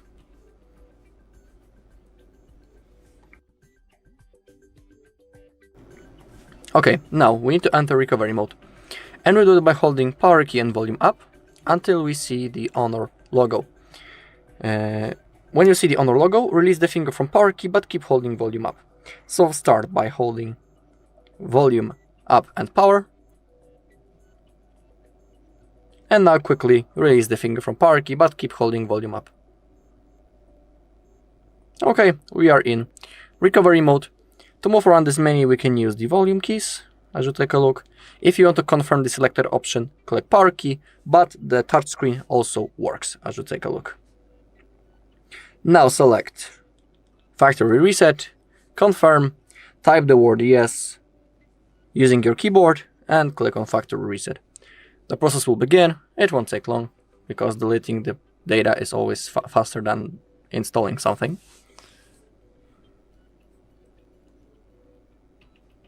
Okay, 100%. Now go back and select restart.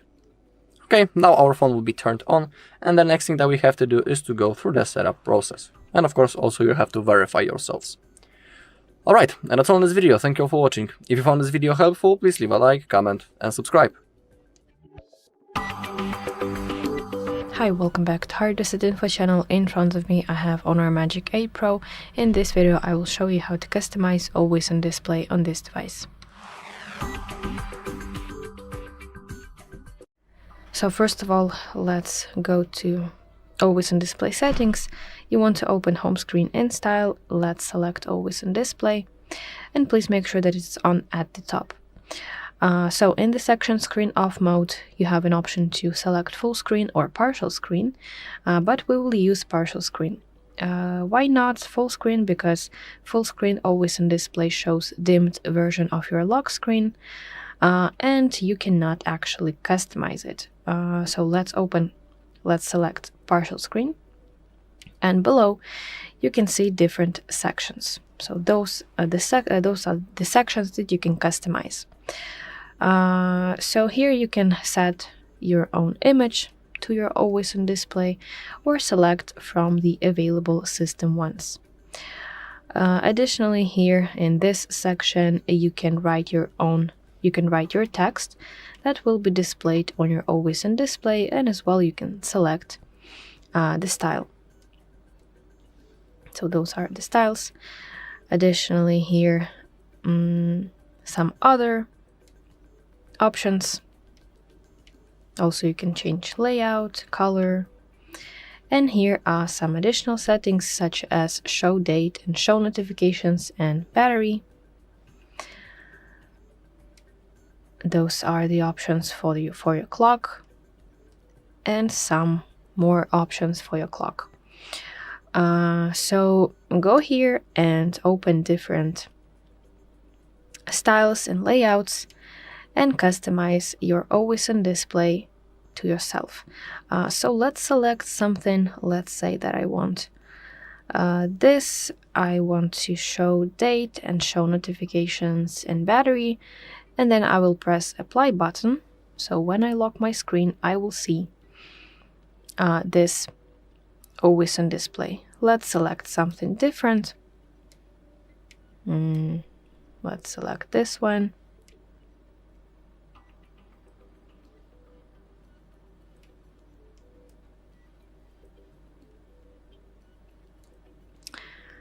Like this. Okay. Let's set some color. And let's press apply button.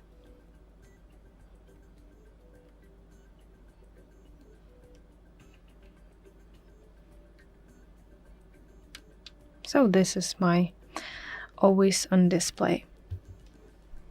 So that is basically how it works. I really hope that you find this video helpful. If so, please like this video and subscribe to our channel to see more content like this. Hello everybody, welcome back to HardReset.Info channel. In today's video, I'll show you how to easily fix screen flickering on your Honor Magic 8 Pro.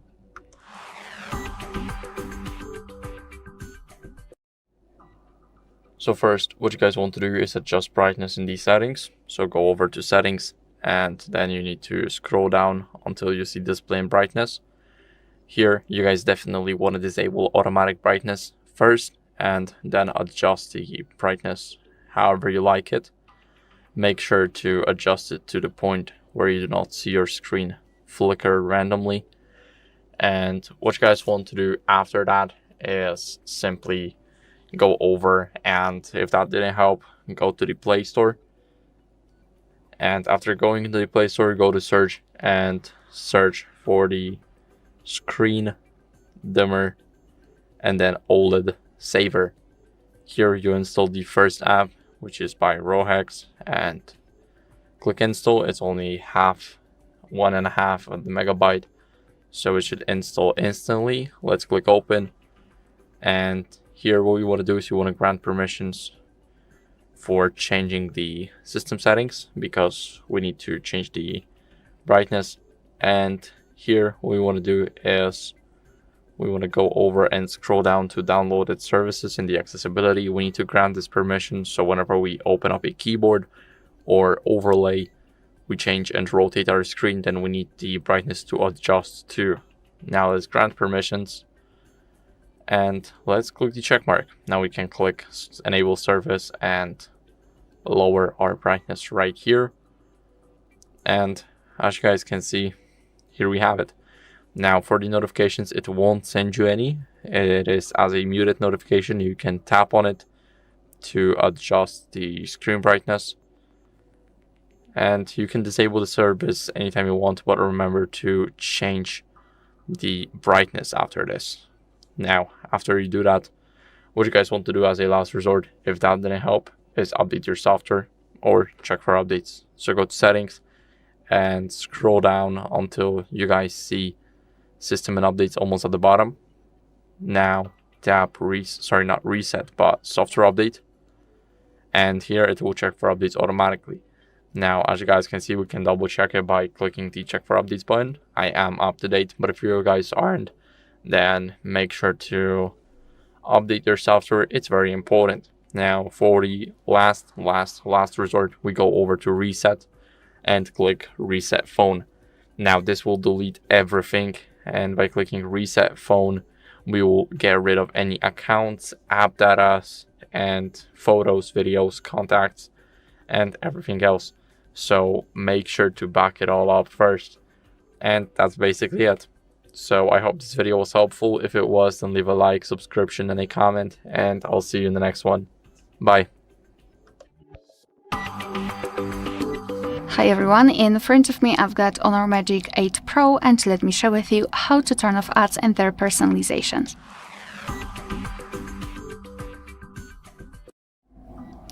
So at the very beginning, I just wanted to tell you that I will omit the most obvious options that you can use or ways. I mean the ad blocks, because probably most of you know about them. I'd like to focus on the settings. So let's open the settings first of all, and let's go to the very top and find more connections. Right here, we've got something which is called private DNS. So just tap on it and tap on manual.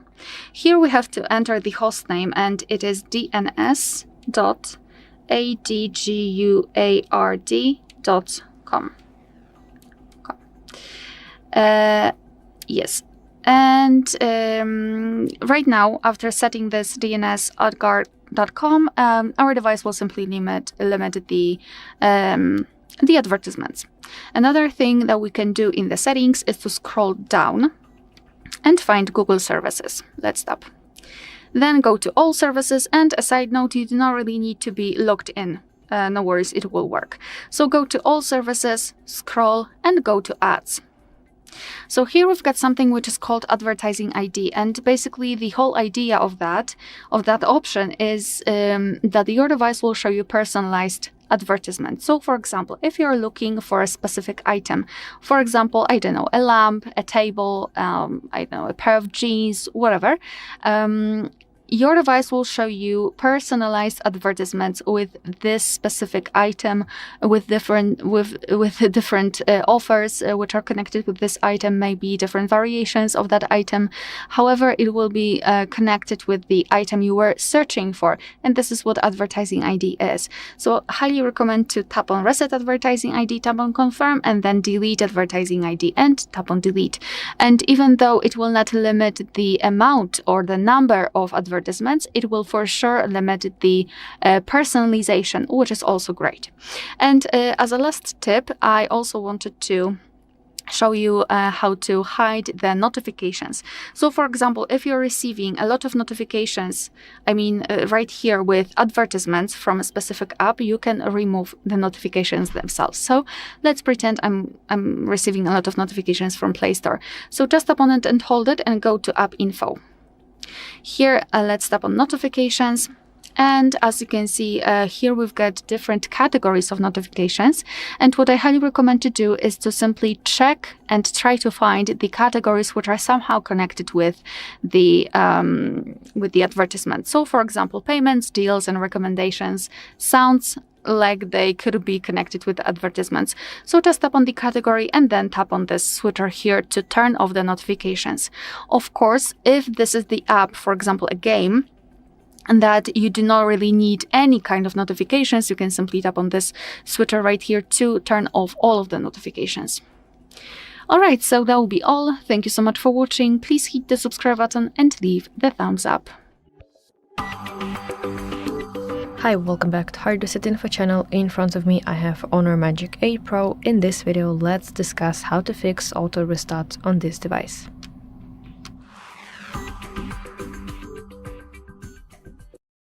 So if you have that issue on your device, first of all, let's go to Settings and check System Updates. So you want to scroll to section System and Updates, and at the top tap Software Update. Here press Check for Updates button at the bottom side of the screen, and please make sure that you are on the latest OS version. Okay, now let's perform such thing that is called Safe Mode Test. So let's first of all power off your device. You want to press and hold your power button, and let's select power off. So when your phone is completely turned off, you want to enter this safe mode. To do that, you want to press and hold power button and volume up button simultaneously. And when you see Honor logo on your screen, you want to release power button, but keep holding volume up button. Okay, now we want to select option Safe Mode and wait until your phone reboots.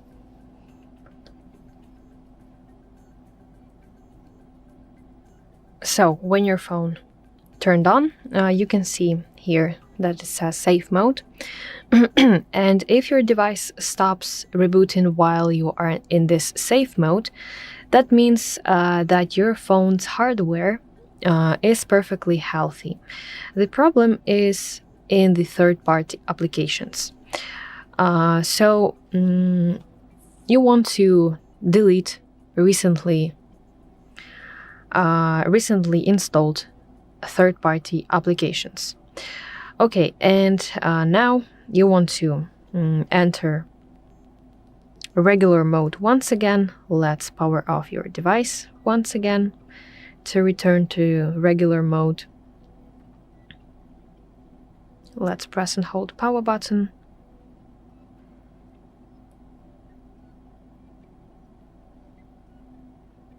And wait until your phone turns on.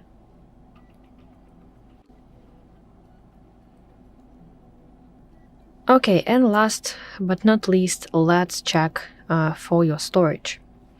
Let's open Settings on your device and let's scroll down to Storage section. And here you want to aim for at least 10 gigabytes of free space. So check your storage, and if you have a little bit of your storage, then you want to clean it up. You can clear cache for different applications. You can delete unused applications that you no longer need. Additionally, you can check your gallery for images and videos. Additionally, documents you can check for your documents. So that were the 3 main fixes that you can implement if you have that problem with auto restarts on your Honor Magic 8 Pro device. And if this video helped you, please like it and subscribe to our channel to see more content like this. Hi everyone, in front of me I've got Honor Magic 8 Pro, and let me share with you how to fix up crashing.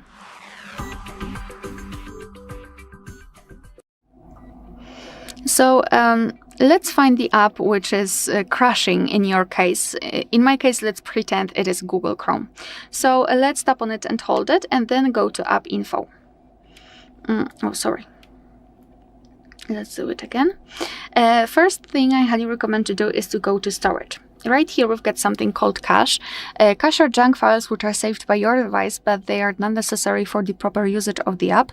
Moreover, sometimes they can interfere. So let's simply tap on Clear Cache and go back. After that, I highly recommend to tap on Force Stop, because sometimes if the app is still running in the background, even though you're not aware of that, it might have some problems with reopening it. So just tap on Force Stop. After that, you can try to open the app. If that didn't work, I highly recommend to check for the updates, because if you've got the older version of the app, it might have some problems. So let's go to the Play Store. Of course, you need the internet connection to be able to download the update.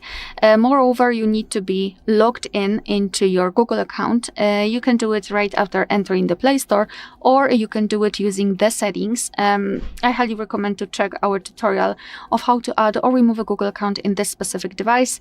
If you're not sure how to do it, you can simply follow the steps. We are in the Play Store, so let's tap on Search. Here at the top, let's search for Chrome. Of course, in my case. And here we've got the results. And if you've got the update pending, your device will show it to you. As you can see, we've got this update button. So just tap on Update, and then your device will download the update and overwrite it over the older one. And it should help in actually 90% of cases. However, sometimes this overwriting thing, the newer version over the older one, might also cause some problems because of the compatibility, etc., etc. So in that case, if the update didn't work, I highly recommend to come back to this section. I mean, just enter the Chrome, enter Google Chrome in this in Google Play Store, and instead of update, after updating of course, you will have the option uninstall, and I highly recommend to simply uninstall it and then install it again. It should work, because your device will directly download the newest Google Chrome version, and also it will directly install it without this overwriting thing.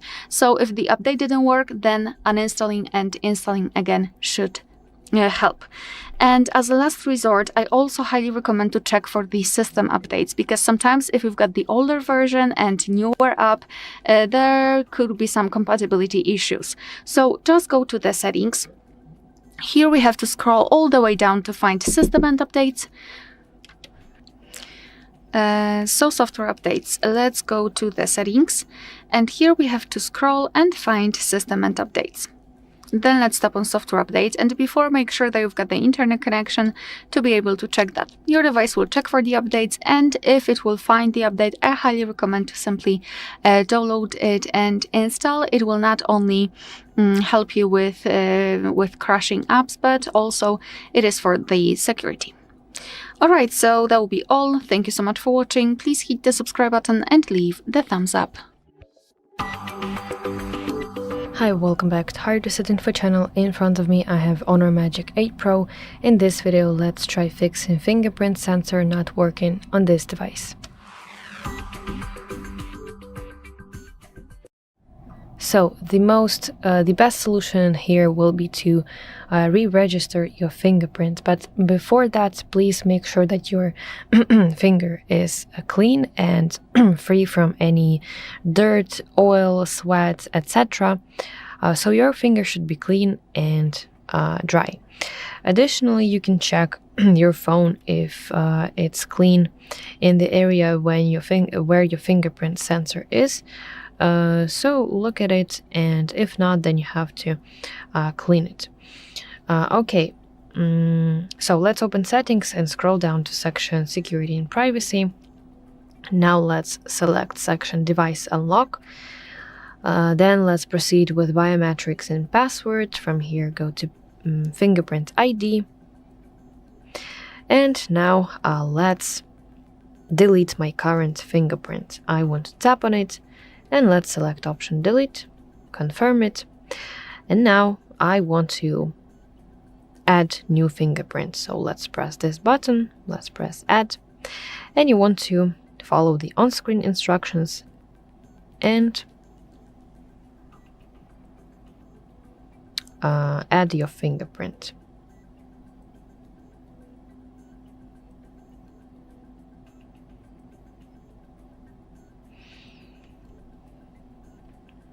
Let's tap OK.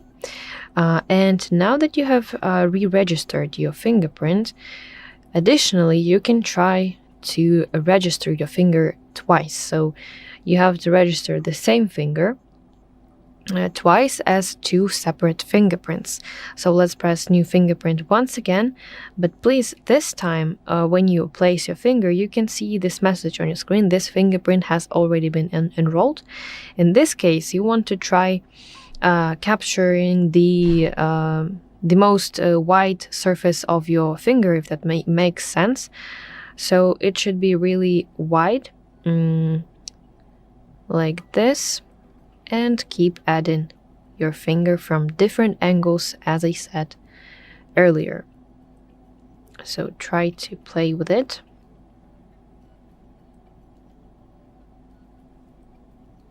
Yeah, because it gives you this message and it says some errors. Try to add your fingerprint.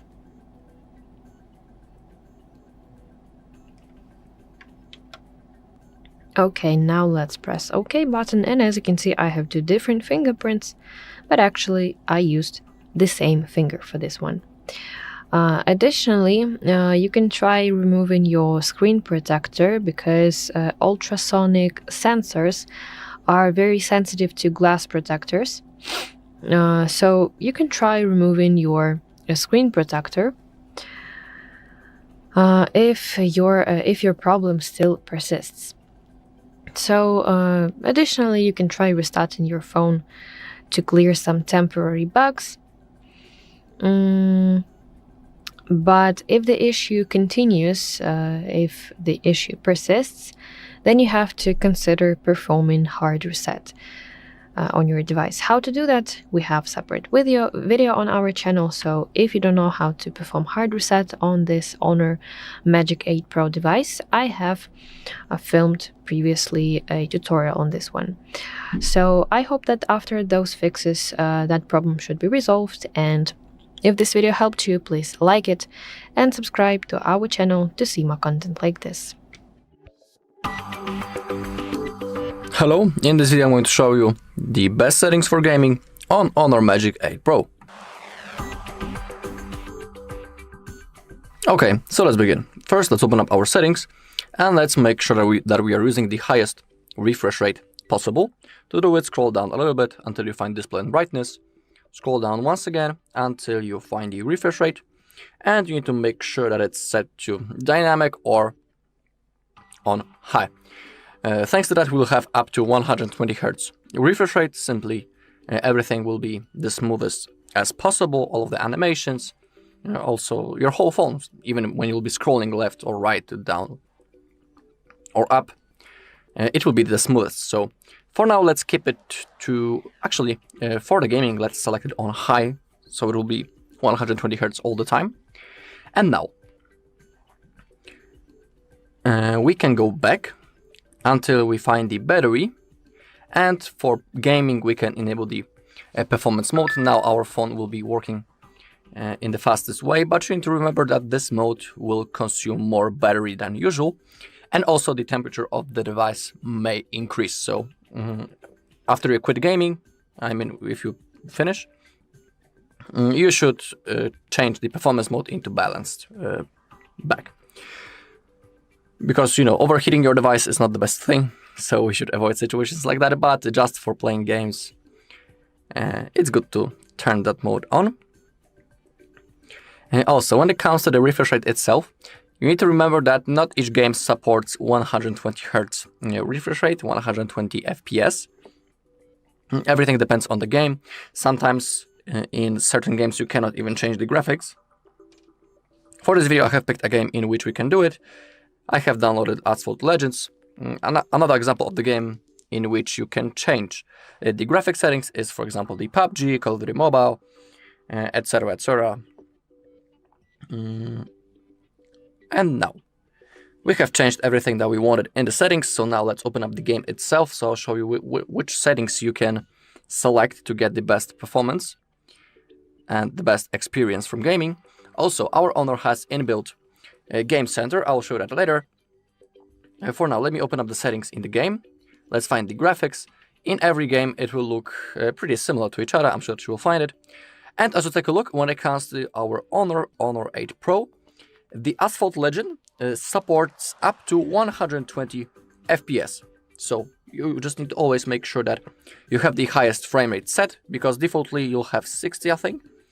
So simply manually select 120. Also, you will have to quit the game and then open it up once again to apply the changes.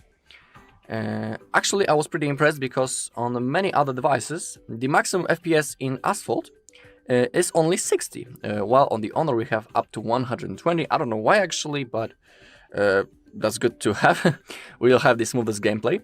So always make sure that the frame rate in each game is set to max. And down below we have the advanced settings. If you want to have the best performance, you should keep everything on low. But it's up to you. If you want to have the best graphics, simply max out the settings for high or for the ultra. Or if you want to have a preset somewhere in the middle, so you'll have a decent graphics and a good FPS, good performance, you can shuffle those settings, set them like in the middle. You can select some options on low, some on high. It's up to you. You can just spend a few minutes and adjust everything into your own preferences. For now, let me keep it maybe like that. But remember, as you take a look, the frame rate has changed automatically, so let's manually select 120. Now let's go back. The game says that we need to restart the game to apply the changes, so let's click on OK. And now let's go into the inbuilt game center. To do it, slide from the edge to the right side. As you can see, we have our game manager. And now let's select from balanced into game for best performance. In here, if you want, you can quickly change the brightness, or you can even lock the brightness so it won't change automatically. You can perform a memory cleanup. That is also a really useful thing. So all of the junk files will be cleared. We can also enable the do not disturb mode, so the app notifications will be silenced, so we won't get distracted by a misclick during our gameplay. So it's really cool to enable. We also have the mismatch prevention that is currently enabled. Also really useful thing. When this feature is enabled, we won't take a screenshot by a misclick. We won't exit the game accidentally. So it's also really good to enable. You can also apply some game filters if you're interested. You can enable the touch entrancer. You can quickly take a screenshot, start a screen recording. You can lock the rotation. I also like to have that enabled. You can add the timing aid and also open up the settings and check the other things. You can check for updates or go to game manager settings and also change some settings in there. But always make sure that you're using the game mode, and also in the settings of the phone, in the settings of the game, make sure that you're using the highest refresh rate for the smoothest gameplay and animations. Alright, and that's all in this video. Thank you all for watching. If you found this video helpful, please leave a like, comment and subscribe. Hello, in this video I'm gonna show you how to use Pro Mode for night photography on Honor Magic 8 Lite.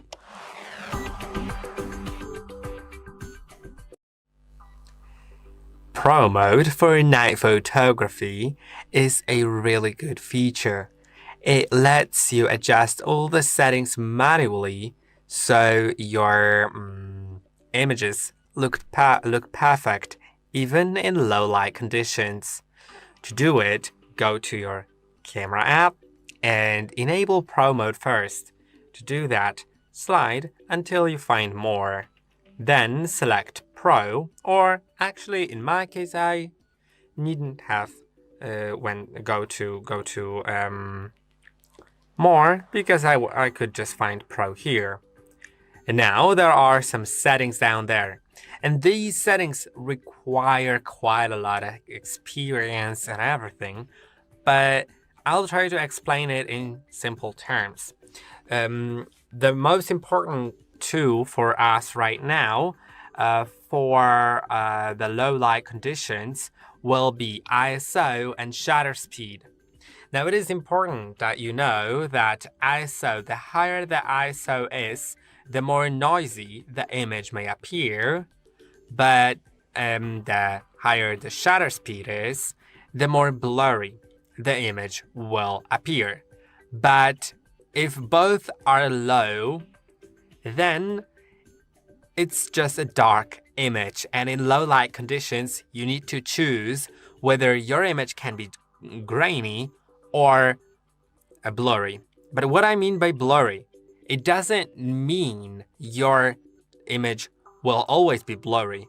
It doesn't mean it's going to be out of focus. It means it takes more time to capture a photo the higher the shutter speed is. So if you move your phone during capturing, or if a subject on the photo moves, then it will appear blurry if the shutter speed is set to a high value. You can set it up to 30 seconds maximum, and minimum is 1/4000 of a second. Then ISO can be set anywhere from between 100 and 3200. Now, it is important that in night photography, you would want to keep your ISO as low as you can, with keeping your shutter speed as high as you can, and not moving your phone during that capture. So,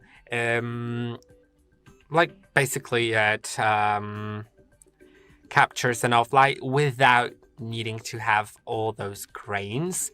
I can show you an example.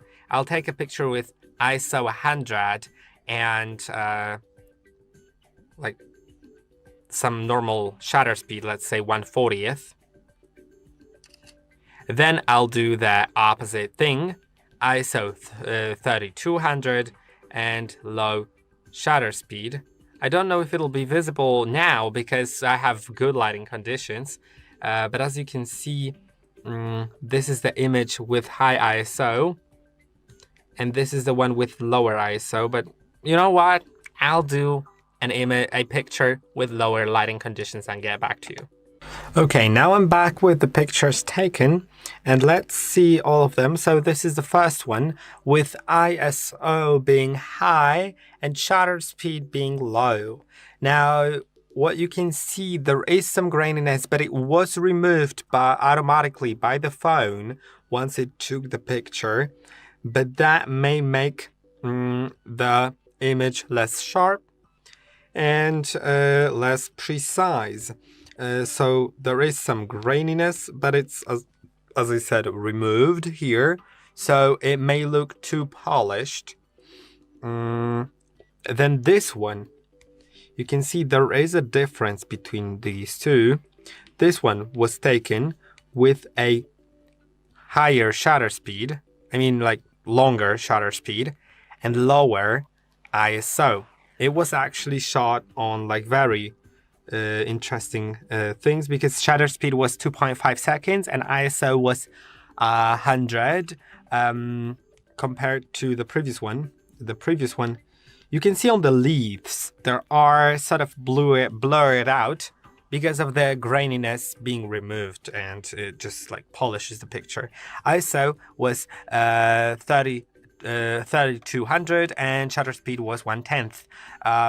Then here we have, as I said, 2.5, and you can see there's way more detail here. It is more detailed, but I wasn't moving. If I was moving during taking that photo, I was actually holding my phone against desk, so it wouldn't move that much. If I were moving, then it would be blurred out. But you can see it looks way better here. And now there's another picture. It turned out a little too dark, but here I was trying to balance between ISO and the shutter speed. And that is basically what you can do here in the Pro mode. So I would highly recommend just messing around with it. As I said, try setting the ISO as low as you can without having problems with the shutter speed, like making your picture blurry because you moved too much. So just adjust it to how much light you actually need and adjust it to how still can you be. And I hope that this video was helpful. Don't forget to like, subscribe, and I'll see you in the next one. Hello, in this video I'm going to show the speed up tricks on Honor Magic 8 Pro.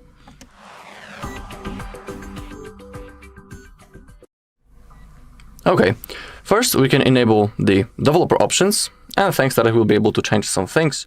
I'll show you how to do it. So to get access into developer options, first you need to open up your normal settings. Now scroll all the way down until you find About Phone. Now simply tap on that. Now scroll down a little bit until you find the build number. Now we need to tap on it a few times in a row. In my case, I also need to confirm by drawing my screen lock. And, oh, actually, yeah, I have the private space, so I need to draw my second thing, a second password. And now we can see that we are now a developer. So thanks to that, we can go back. Now open up System and Updates and open up Developer Options. Okay, now let's scroll down to the downside and we can change 4 things that will speed up our phone a little bit. We have the first 3.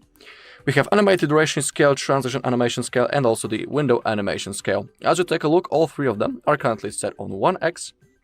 But to improve the speed, we can completely turn off the animations. I'm not a big fan of it, so I always pick 0.5 for all 3 features. You just need to remember that you cannot go higher. I mean, you can, but I don't recommend it because if you select something higher than 1x, it will only slow your device, so that's pointless. So I always pick 0.5, that's my favorite preset. Of course, if you don't want to change it, you don't have to. It's up to you, but that's the thing that I always do. Now let's scroll down a little bit more to the downside until we find the apps and the background process limit. We can change from standard into, for example, at most 3 or at most 4 processes. It's up to you. For this video, let me select maybe at most 4. Okay, that's basically all in developer options. We don't need to do anything more in here.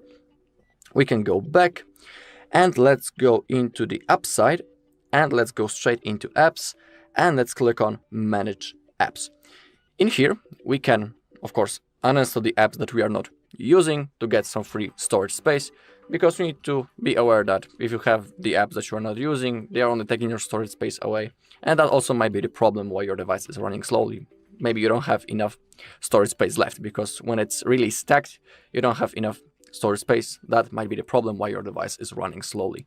So in here you can uninstall the apps. Of course, you can also do it from the level of your home screen. To uninstall the app from the level of the home screen, simply hold on the icon and click on uninstall. That's the fastest way, or you can also do it through the settings just like I have shown you. But you need to be aware that some of those apps are the system apps, for example, the Android Web View, Android Auto, etc., etc. So only uninstall the apps that you have downloaded manually, or apps such as, I don't know, social media, Netflix, Spotify, other browsers. So if you uninstall those apps, nothing wrong will happen simply. So have that in mind. To uninstall the app from this level, simply select it and click on uninstall.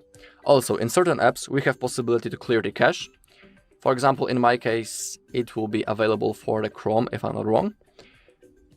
To do it, open up the storage, and in here we can clear some cache, 60 megabytes as you take a look. Don't worry, clearing cache won't delete any of your personal data or anything. Cache is basically some junk files that are stacked in our browser, and clearing them is completely okay, and it's even recommended. You just need to remember that you cannot delete the data. If you click on Manage Storage, don't do it, because you will lose your data in Chrome app. You'll be signed out from everything, or all of your pages will be deleted, etc., etc. Simply clear the cache from time to time. So that's what you can do. Also, let's open up the System Manager. In my case, it's the Essentials folder. It has been created automatically. And sometimes you'll have possibility to click the Optimize button. In my case, I have 100% in that circle, so it's impossible for me. But if you'll have that possibility, I highly recommend to click that button and optimize your phone. You can also perform a cleanup of the data right in here, for example, the junk files or duplicated files. It's really worth doing, so let's clean the junk files. Boom, 250 megabytes has been cleared. Now let's do the same thing with the duplicated files. So simply select it and click on delete. Boom. Okay, and here you can also delete some large files. Here you have recommendations, so you can do it, but it's always good to check what file you are deleting. And same thing with images, videos, and apps right in here. When we go into battery, I'm wondering, do we have... Yeah, we have the performance mode. Sometimes it's really good to enable that mode. Now our phone will work faster, of course, but you need to be aware that in this mode, the battery consumption is higher and the temperature of the device may increase. So, for example, when the phone gets really hot, you should turn off that performance mode, because overheating your device is not the best thing, and we should avoid situations like that. But from time to time, if you're using your phone, for example, with this mode for an hour, nothing wrong will happen. Also, the performance mode is really cool for gaming. Okay, but for now, I'll stick to the balanced, but I just have shown you how you can find it simply. Also, during day-to-day use, there is a chance that you have a lot of apps open in the background if you click the square icon, or if you're using the gestures, you just need to slide to the upside. And having a lot of apps open in the background is also not the best thing, because those apps are taking our RAM away, and that may be a problem why your device is running slowly. So if you have a lot of apps open in the background, simply manually close them up to free up the space. A really easy step, really easy thing, but it also may help. You can also download some third-party cleaning apps from the Play Store if you are interested, but it's always good to simply read the reviews about the apps that you're planning to download. But in my personal opinion, the cleaner that is already provided by the System Manager is pretty okay, but just like I'm saying, if you want some extra cleaning apps, you can download them from the Play Store. From time to time, it's also good to perform a reboot of our device, because basically during that process, our phone rests, just like us, just like people, when we get into the bed, we rest and we load up our batteries. Same thing with the phone, but of course the battery won't be loaded. I'm talking about the performance of our phone. So to perform a reboot, we need to launch the power menu, and we do it by clicking the power key and volume up, just like that, boom. And now all you need to do is to press on the restart, then tap again to confirm. Your device will be turned off, and after a few seconds it will be automatically turned on again and will be ready to use. Also, you need to remember that after the reboot, you may have to type your screen lock, or even type the PIN to your SIM card if you have a PIN set. So you need to remember about it. When it comes to rebooting of the device, I think that once a week is completely enough, so it's up to you. And also the last method, the last resort, is performing a factory reset of our device through the settings, but you need to be aware that factory reset will cause that all of your data will be erased from your device. So if you want to perform it, open up the settings, now scroll down, find System and Updates, select Reset, and we need to click on Reset Phone. It needs to load. Now scroll to the downside, and if you click on Reset Phone, your device will be turned off. After a few seconds, it will be turned on again. And the next thing that you have to do is to go through the setup process. But just like I'm saying, it's the last resort method if anything doesn't help. Alright, and that's all in this video. Thank you all for watching. If you found this video helpful, please leave a like, comment, and subscribe. Hi, welcome to HardReset.Info. In front of me, beautiful new Honor Magic 8 Pro, and now I'm gonna show you, I'm gonna test with you chargers, original charger for this device and not original chargers. Nowadays, unfortunately, smartphones comes without the chargers, so you should buy it separately. And you can buy original 66 watts Honor supercharge charger, and it comes one comes with this cable. As you can see, this is USB-A, unfortunately, cable and charger, and it's very short. It's not even a meter. It's like 60 centimeters or something. Okay, so let's check it out. Let's check the charging speed. Okay, I've plugged in the charger into electricity, and now let's connect it to the tester. So here, as you can see, I have this tester. It's really cool and powerful, and let's check it out. So let's connect it. As you can see, device recognize it like a super 66 watts supercharger, but let's check it out, guys. As you can see, the power is increasing.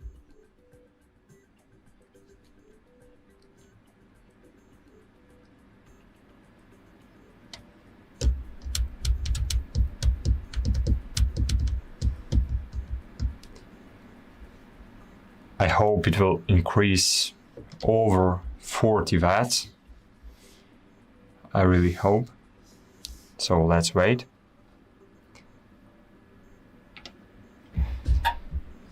Okay, after a few minutes it increased up to 28 watts, and unfortunately it's not increasing now. Maybe it will increase up to 30 watts. But maybe not now. Okay, and now let's check another charger.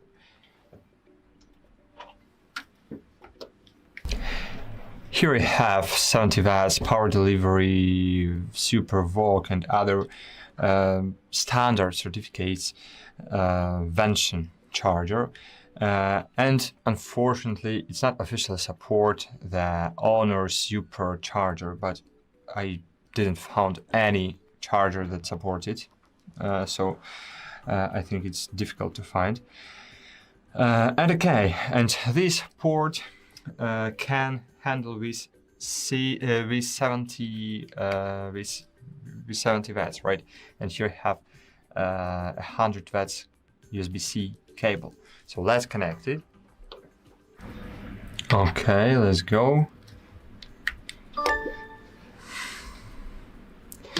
And as you can see, unfortunately, I've tested before, but unfortunately it's not increasing after 10 watts. So, and it's charging in power delivery, in power delivery certificate, of course. So if you have any super mega charger that works in power delivery, so in the world standard of charging, so unfortunately, it will charge your device only in 10 watts. Isn't it a scam? I think a bit. Okay, but it's not the end. Because here I have original, brand new Honor wireless charger. And as you can see here, I have the box. And as you can see, this supercharging charger can give you 100 watts of charging. Okay, let's check it out. Just let's connect it to the charger.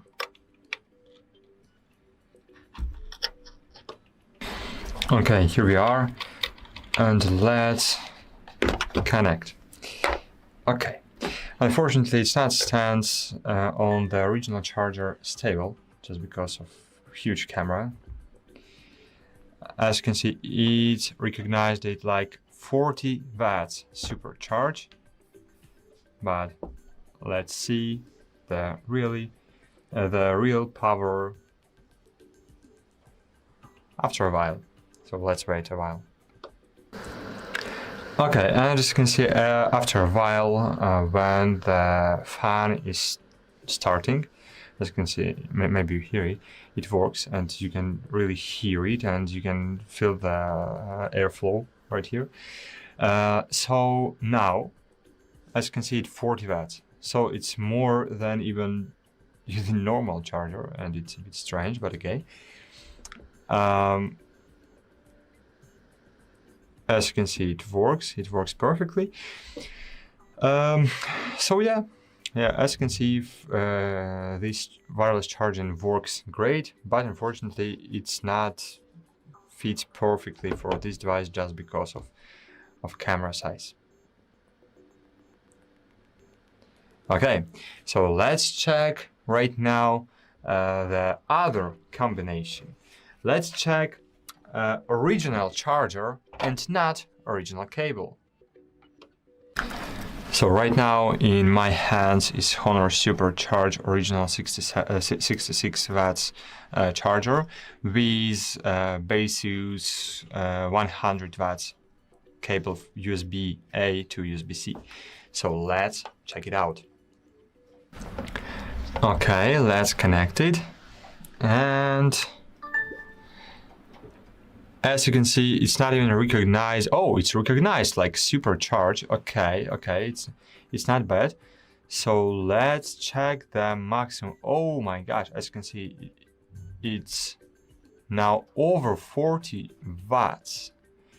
Okay, it's a bit interesting. Maybe after 35%, it allows to charge more than 30 or 20 watts. So maybe we should check original cable again. So as you can see, with original charger and not original cable, we have 42 watts right now. Okay, let's check again, but with original cable. Okay, I'm right here with original cable. Let's try it out. As you can see, 66 watts supercharge. 14, 15.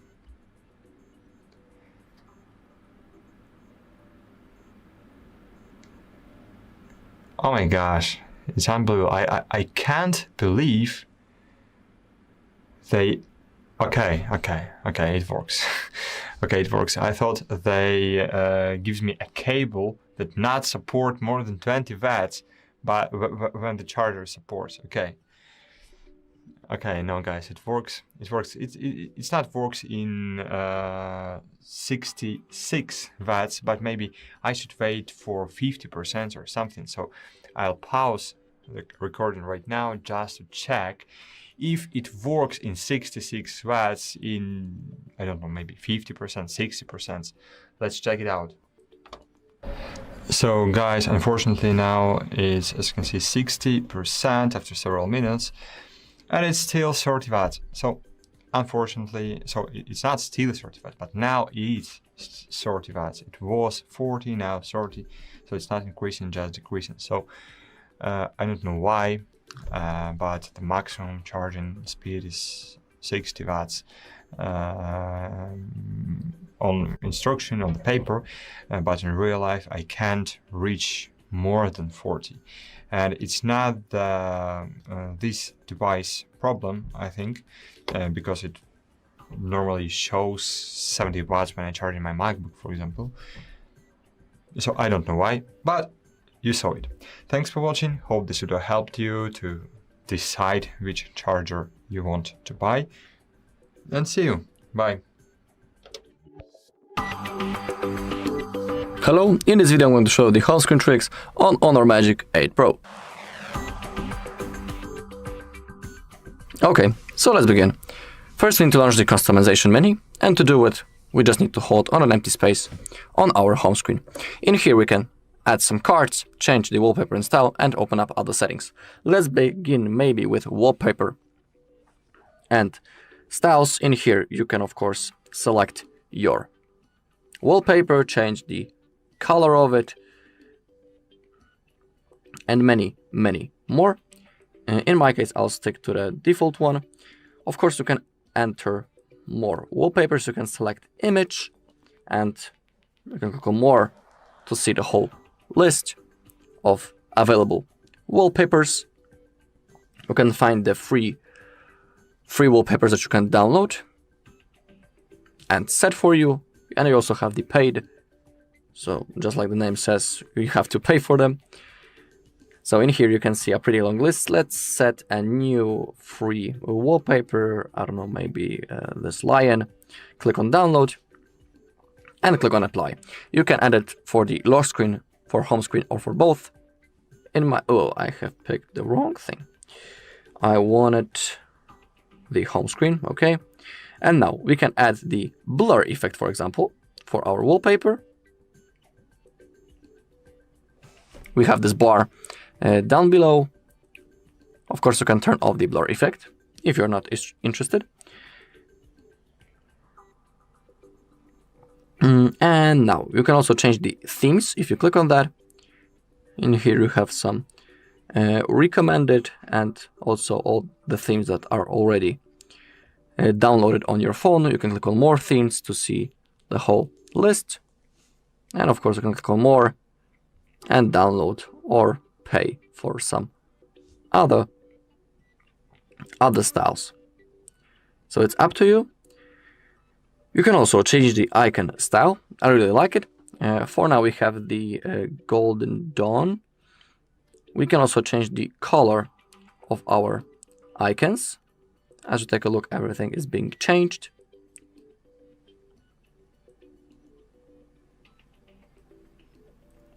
If you click on that icon, all of the icons and their color will be based on the color of your wallpaper. I'll stick to the default for now, but you know how to change it. And here we have the second icon style, the OS Mist Forest. So it's up to you which mode and which style you want to use. I'll stick to that basic one. You can change the size of the icons. We have that bar, so we can also change it, and we can add the rounded corners. Or if you go to the left side, our icons will have the normal corners, simple squares. So you can adjust that. For now, let's select maybe the rounded corners. And if you want, you can also hide the app names. Thanks to that, as you take a look, it looks pretty cool. Pretty nice, cool, clean home screen. Let's check how it looks like. In my personal opinion, it looks really cool. Without the app names, clean home screen. But just like I'm saying, everything is up to you. It's your device, and you're the one who can adjust everything into preferences. Next to it, we have the layout. We have the minimalist or the categorized. As you take a look, we have now 3 different screens with life and leisure apps, work and tools, and others. You can also click on the edit. They will be categorized by heading or by the folder. It's up to you. You can see that it's changing right in here. It also looks pretty cool, to be honest. You can enable to use the text widget or not. And we have also the history layouts, but currently I don't have any saved, so they won't appear right in here. In my case, I'll stick to the minimalist. We have the display screen layout for all screens. We can also exclude the first screen or select the first screen. If you don't want to use any of those layouts, simply unselect it. Or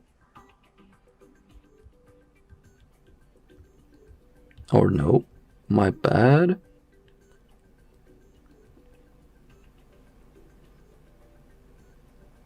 Okay, let's say that I'll create this layout. Click on OK, and now it will be saved.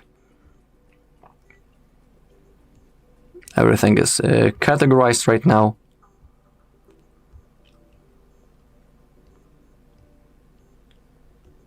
Okay, so let's stick to that. This layout. Let's hold on the screen once again. If you click on the settings, you can enable or disable the transparency mode. And then below we have the bar to change the transparency level. You can see the changes above. We have a preview. So let's say I'll select maybe something like that. Down below we can change the layout, 4:6 or 5:6. We can also lock the layout. So now, if it's locked, it's impossible to change the position of every app that it's on our home screen. Same thing with the widgets. Sometimes it's good because let's say that we have created our perfect layout and we don't want to change it by a misclick. So that's the mode when you can enable the lock. We also have the auto align, automatically fill empty spaces when apps are removed. That is a pretty cool thing. I always highly recommend to turn it on. So now let's say that I would uninstall the Facebook. In here, a gap would appear. But with this, when this feature is enabled, the voice access app or any of those apps would jump into the place of the Facebook to simply fulfill that gap. So sometimes it's pretty cool. So even after installation of the app, our home screen won't be like destroyed, the whole layout. So that feature is pretty cool, in my personal opinion. And now we can also add some widgets. To do it, click on the cards. In here you can add widgets, text widgets, add the gallery widget. As you take a look, we have a few styles of each widget. Same thing with the clock. As you take a look, and you can scroll to the downside. You can see many, many more. And on the bottom, we have the classic widgets. As you take a look, this list is pretty long. So let's try to add maybe the clock widget. I'll like, let's say, this one. Click on Add to Home Screen. As you take a look, it appeared. To move the things around the home screen, simply grab it, grab the icon or grab the widget, and place it anywhere that you want. Now let's add something else. I think that I had the battery widget before. It looked pretty cool, so I'll try to find it. A pretty useful widget also in my personal opinion. But I don't know where it is currently.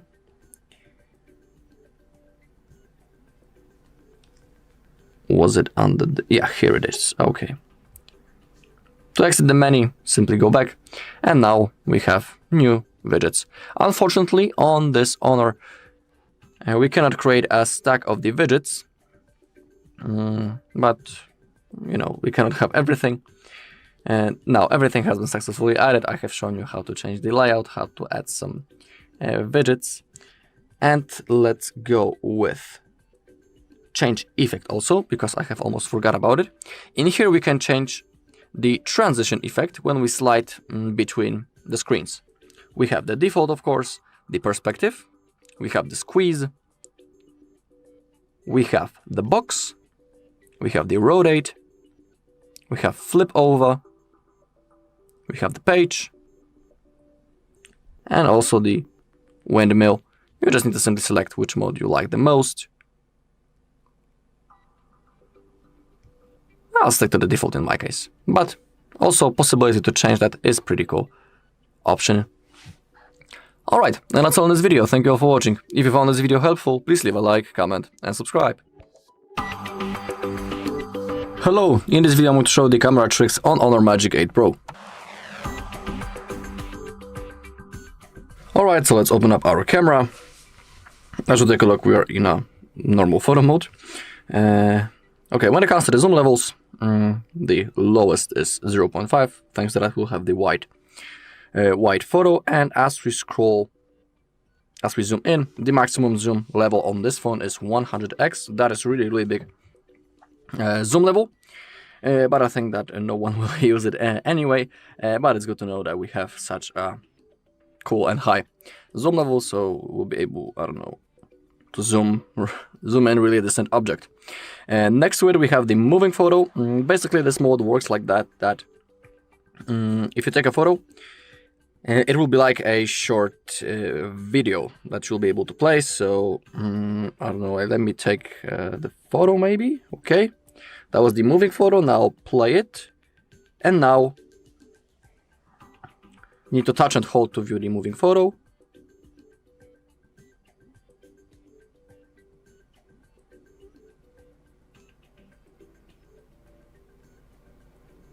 Okay, you just need to hold, and as you take a look, the live photo mode worked really well, and we have this short recording just like I was saying before. To turn it off, simply click it once again, and it turns off.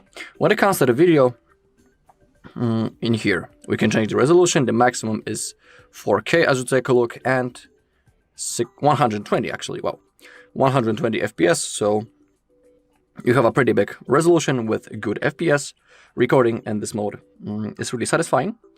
Also down below we can add some beauty filters. We have this bar that we can adjust, and we have the bokeh. I don't know actually what it is, but we can set it on strong or on weak. And next to it we have the Pro mode. That's one of my favorite things, because thanks to that, in that mode we can change things such as ISO. We have this bar also. We can change the saturation of our photo. We have the automatic focus and a few modes right in here, and also the white balance and a few modes that we can adjust. So this mode is perfect for people who like to adjust almost everything that is possible before they take a photo. If you want to get back into the automatic settings, simply select the A right in here. Okay, next to it we have the photo format. We have the JPG, the RAW, and 50 megapixel JPG. The RAW format is a little bit different than JPG, but the RAW is the best if you want to edit the photo later. Simply because in the JPG, if you edit the photo too much, for example, you add some more saturation or you change the brightness or the exposure, the photo will look simply worse than if you would edit it with the RAW format. So if you're planning to take some photos and then edit them, you should pick the RAW file, simply RAW format. Okay, as we go to more, we have features such as multi-video, slow motion, panorama, light painting, time-lapse, super macro, high-resolution stage, and scanning the document. And when it comes to the multi-video, it works in that way that we can record a video from both cameras at the same time. That is a pretty cool thing. You can double-tap to change the viewfinder. Let's take a look. So this mode is also pretty cool. Then we have the slow motion, but I'm sure that all of you know how the slow motion mode works. Above, you can change the resolution and also the FPS. When it comes to the FPS with the 4K, we only have 120, but we can also select 1080p, and the maximum FPS is 240. We only have two resolutions possible when it comes to that. You can also enable the standard stabilization when you have 120 FPS. It's impossible with 240. When it comes to the other modes, we have the panorama, timelapse, just like I was saying. We have the high resolution. It's also one of my favorite modes because thanks to that mode, we will have the best quality of our photo. But you need to be aware that in this mode, we can only zoom 3.7 times or use the wide photo. It's impossible to go higher than that. When it comes to other customization things, we can adjust the exposure when we tap on the screen and when we slide up or down. We can increase the exposure or lower it down manually, just like that. Really easy thing. So if you want to have the best quality of the photo, you should use the high resolution. And another thing is scan document. Select that you agree. And now let's find the object. As you can see around our object, we have this this shape, and it means that if I'll take the photo right now, the rest of the table, the surrounding, will be deleted, and it has been not perfectly cut because the shape of this piece of rubber isn't perfect. It's not a perfect rectangle, but let's say that in front of us we have a piece of paper. We just select Scan Document, we place our camera, we can see the surrounding, the shape around it, and that's the moment when we can take a photo and the rest of the table will be cut. So let's say that, just for an example, I'll place that logo next to me, and now if I'll take the photo, the rest, the table, the logo will be completely deleted, and the only thing that will be on the photo will be my document. I hope that you understand what I'm talking about, but I think that you do. When it comes to other things, we have the night mode, which is of course the best for taking photos at night. One of my favorite things. Also, we can change some zoom levels, as you take a look. Also the exposure, the ratio, we can add the watermarks, add the timer before the photo will be taken. We have the grid line and the level. Let's get back into the photo. When it comes to things right in here, we have the HDR mode. I always highly recommend to turn it on for better quality. You can also apply some filters if you are interested. You can see that the list is pretty long. You can enable the motion sensing capture to take a photo of moving objects. We also have the manual focus that we can select. We have this bar. If you want to apply the default settings, hit this A icon next to it. We also have the grid lines. It's also really useful because thanks to the grid lines we can position our camera in the proper way. We know that, for example, the face of the person that we're taking photo of is exactly in the middle, so it's simply easier to position our camera and before taking a photo. So grid lines are really useful. I always keep them enabled, even on my private phone. And next to it we have the level, and thanks to that we know, are we holding our phone steady in a proper angle? If we do, it will change its color and it will be orange when we are holding our phone properly. For example, right now. That's the suggestion for us, that's the moment when we should take a photo. Okay, let's open up the settings in here and we can add, actually we can customize our status bar, which is above right in here. We can customize it. It's a pretty useful thing, so let's do it. Customize status bar. We can add, for example, the camera settings into our bar. We can add the HDR icon, enable the exposure adjustment, but we can see the notification that we can only add up to 6. So let's delete maybe the moving photo, and let's add the exposure adjustment instead of that. Pretty cool thing. So thanks to that we can add the most necessary things into our bar to get quick access to them. We can also remember the settings. The system will keep the mode you used last time instead of automatically resetting the switch to photo. We can enable that for the camera mode, for the filters, for the photo profiles, for the exposure levels, the HDR, the moving photo, motion sensing capture, and AI engines. You can enable that, so if you enable, the phone will simply remember the settings that you have adjusted and it won't reset them if you exit the camera app. Everything will be simply saved, and every time that you open up the camera, all of your settings will be saved all the time. Down below we have the auto lens switching. You can enable that or disable. You can read on the screen what it provides. We have the in-camera AI button actions. We have slide to display the zoom panel and slide again to change the zoom level.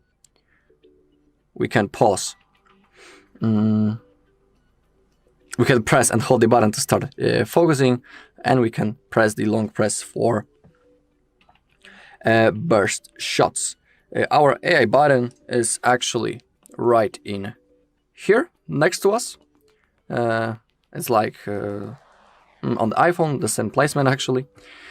So we have slide to zoom, press and hold to focus, and long press is the burst shot. So let's try to use that mode. I'll place my phone just like that. Now I will slide. As you take a look, I can adjust the zoom level.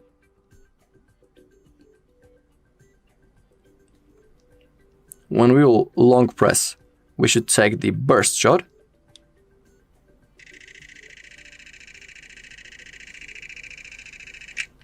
As you can see, thanks to the burst shot mode, I can take up to 100 photos. It's like a machine gun for taking photos. Pretty cool thing. I'm not using it often, but it's fun to use from time to time. And what was the second thing? The second feature when it comes to the AI? Press and hold to focus. Okay, I'm wondering, will it work properly?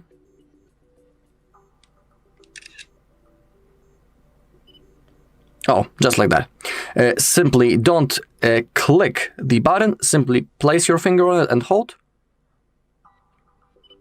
Maybe a little bit harder.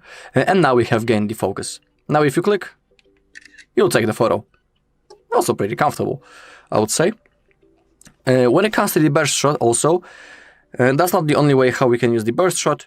You can use it in the normal photo mode. Simply hold the shutter button. It also works, as you can see. Okay, back into the settings. You can also change the things such as aspect ratio, 4:3, 1:1, 16:9, or full. We have the focal length that we can adjust. We can enable the recommended filters, keep original photo with enchants. You can keep that enabled or disable it. It's up to you. We have the video options.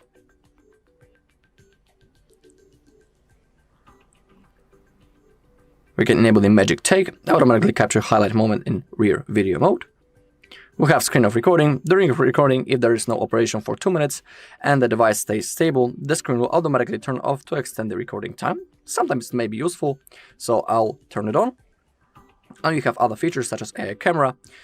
Intelligently recognizes the scene you are shooting and recommends the optimal settings for it when using the rear camera in photo mode. Also worth enabling. And from other things, we also have the timer, but I'm sure that you'll know how to use that. We have 2 seconds, 5 seconds, and 10 seconds. That's basically the amount of time that need to pass before the photo will be taken. So it's, for example, good when you want to take a picture of you and your group of friends, but you have no other people who can take the photo for you. So you just need to place your phone, I don't know, on the pavement, or you can place it next to the wall. You quickly tap the shutter button, and then you have, for example, 10 seconds to place yourself inside of the frame, and you'll also be on the photo. We also have the quick launch. Double press volume down button with the screen off. It will open up our camera, so it's a pretty cool shortcut, or double press power button to also open up the camera. We can change it right in here. Let me show you that it actually works. So we have double press power button and double press the volume down when the screen is off. Okay, so now I'm on the home screen. I will double tap power button. The camera launches, as you can see. Everything properly works. And now let's do the same thing, but the screen needs to be off. So double tap volume down, and the camera also turns on, as you can see. Let's try it once again. Everything fully works.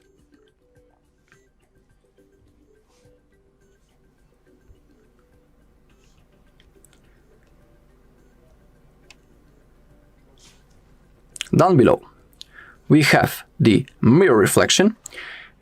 As you take a look, it's enabled. It works with the front camera. Sometimes we have that mirror effect that it's added into our selfies. Some people like that effect, some people don't. You can keep it that enabled, or you can simply disable it right in here. Everything depends on the people. Some people like that effect, some people don't.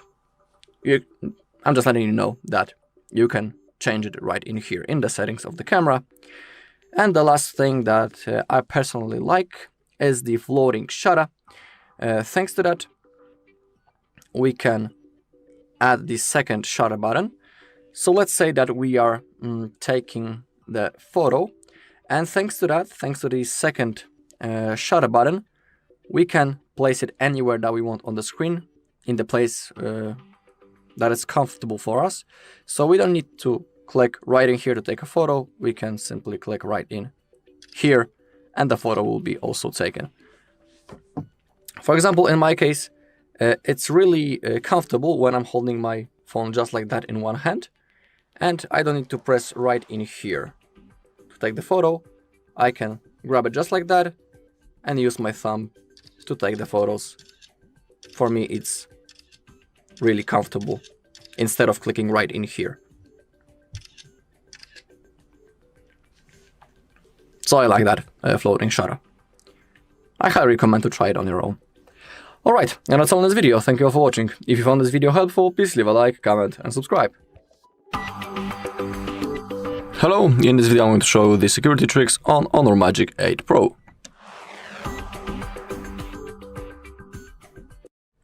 Alright, so let's begin. First, let's set our screen lock, because that's the key level of our security, and having it is a must-have.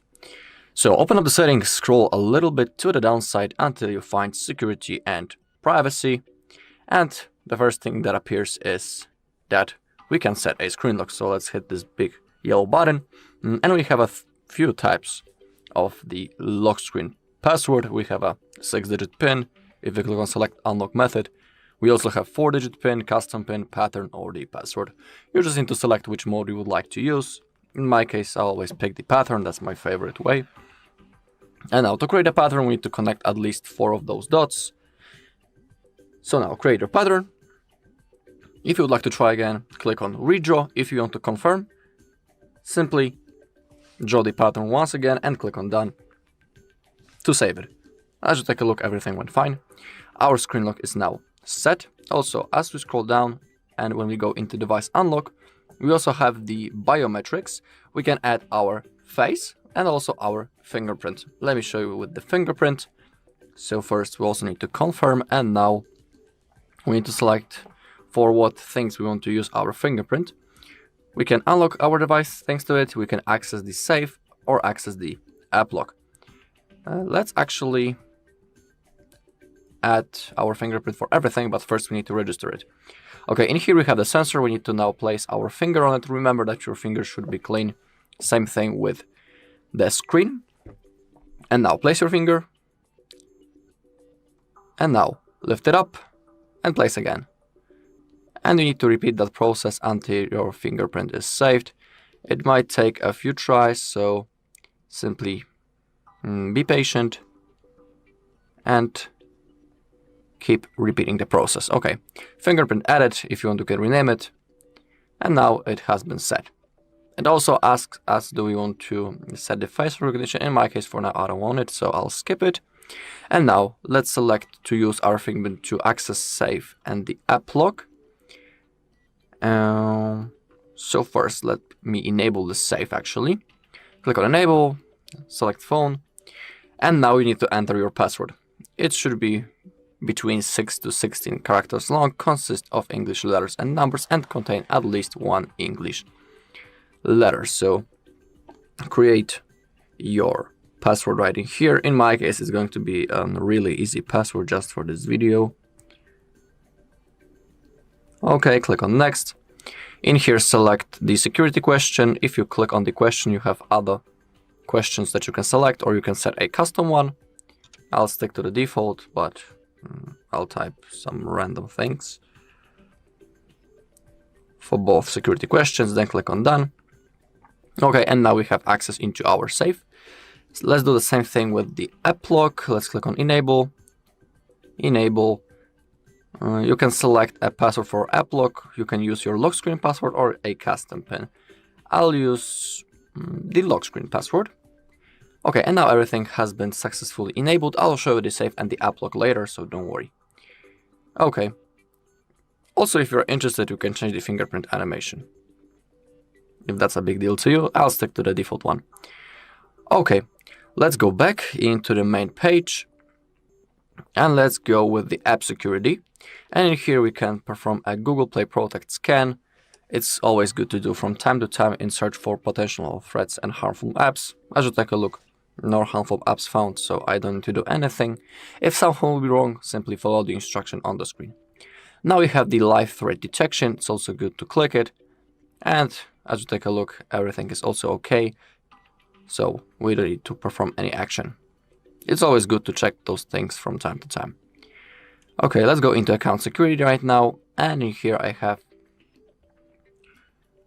a suggestion about my Google account. So I think that we can do something with it. Okay, in my case, all I need to do is to remove is to fix a recovery mail.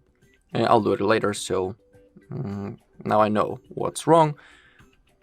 And we can do the same thing with the password checkup. In here we can see, do we have some compromised passwords? Are our passwords unique? And are our passwords strong? I think that I need to tell you that you should avoid having passwords like ABCD12345 or, I don't know, your name and some random numbers from 1 to 5. Because that's the easiest type of the password and even a child could break it. So you should avoid having passwords like that. And also you should have different passwords for everything. Okay, now let's go into device finders. That is also a pretty cool thing. And we need to enable our location if we want to use that feature. So if your location isn't turned on, you need to enable it right in here. Okay, and we have the feature that is called the Find Hub. It needs to be enabled right in here. And now we have two ways how we can use it. We have the app or the web. It's up to you which thing you want to use. And it works in that way that when we sign in into our Google account, we will be able to see our phone. Oh, what's going on? It should launch. Okay, here it is. In here we can see all of our devices that are connected with our Google account. And in here, for example, if your device gets lost, you'll be able to mark it as lost or even perform a factory reset. So for example, the thief won't have the access into your personal data. You'll be able to remotely factory reset your device. To factory reset it, simply click on next and you'll have to type password to your Google account to perform that action. In my case, I don't want it, so because my phone isn't lost, but the Find Hub is a really cool feature and I highly recommend to try it on your own. Okay, let's go into system and updates right now. And we have the security update, Google Play system update, and the backup. Let's begin with security update. It's always good to have the latest version. We can click on check for updates. Okay, I have the latest version, so I don't need to download anything. If you'll have possibility to download the update, you should do this ASAP. Same thing with the Google Play system update. It's always good to check. Are we up to date? We are, so we don't need to do anything just to make sure we can manually click check for update once again. But as you take a look, everything is okay, so I don't need to do anything. And one of my favorite things is possibility to create a backup of the data. Click on the backup, need to enable those two things, and then click on confirm. And now it's the Google backup, so all of our data will be stored in the cloud of our Google account that we're currently logged into on our phone. To check the Google account, click on other device data, scroll down, and in here we can see our Google account. You also need to have some free storage space to create a backup, and down below you can see the backup details, but currently no data is backed, so we don't have any informations. To create a backup, go back and hit this green button. Let me show you that. Now draw the lock screen pattern if you have one to confirm. So just like I was saying, backup is one of my favorite things because even if our device gets lost or stolen, we still be able to restore our data on our new device. So that is a pretty cool thing. Okay, in here a small circle appeared as you take a look, and it's slowly fulfilling. When it disappears, it means that our backup has been successfully created. Also, we will see a notification on the bottom of the screen if everything goes fine. It's going to take a little bit, so I'll see you in a second.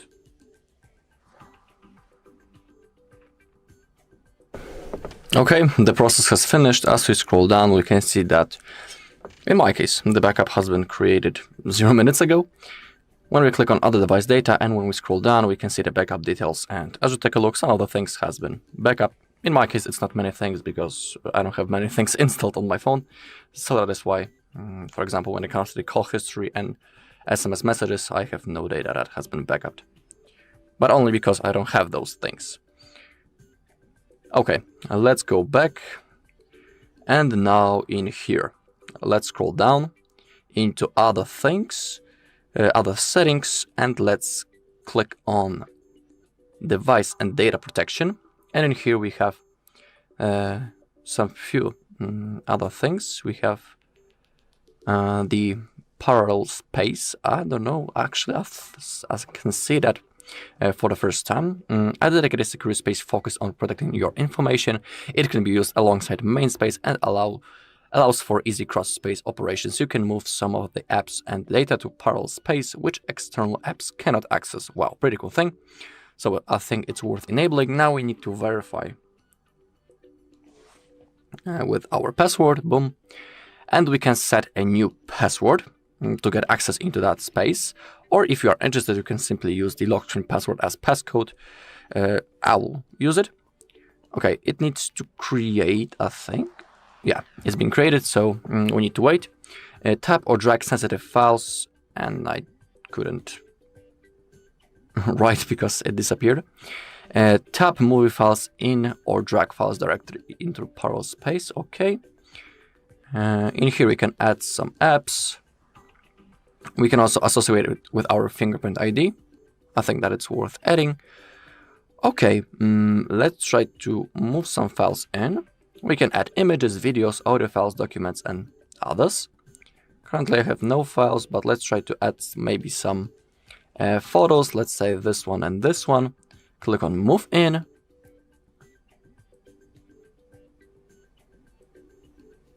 Okay, is it added? I hope so. Let's also try to add some video, maybe this one. Okay, so that's how we can add files. We can also add the apps in here. Okay, we can also allow installation of risky apps. It's up to you.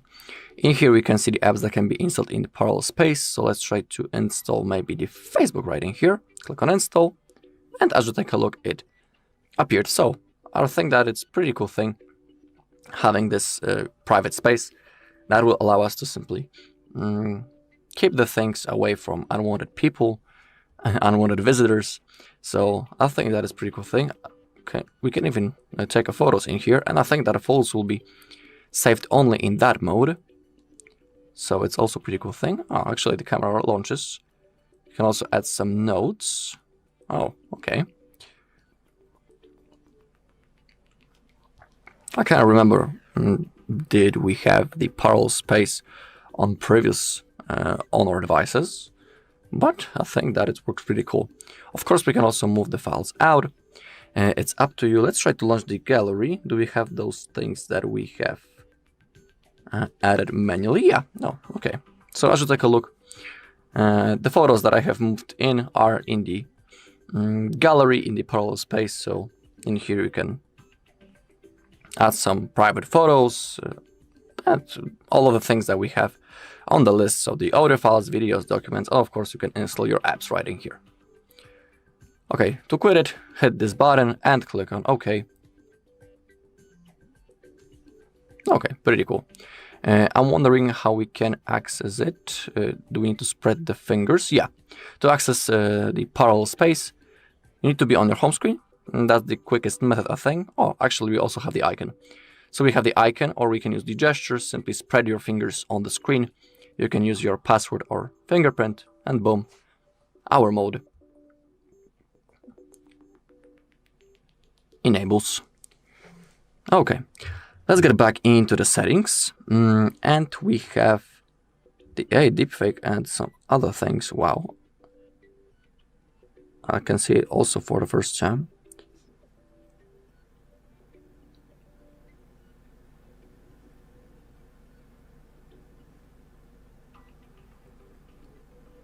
Okay, If you enable it, you can take a look for the supported apps, and it works with Google Meet and also the phone. We can read what this thing provides. Tap the capsule notification to trigger detection. When making or receiving audio, video calls, or meetings, tap the capsule notification and then start detection to trigger AI deepfake and voice cloning detection. Okay.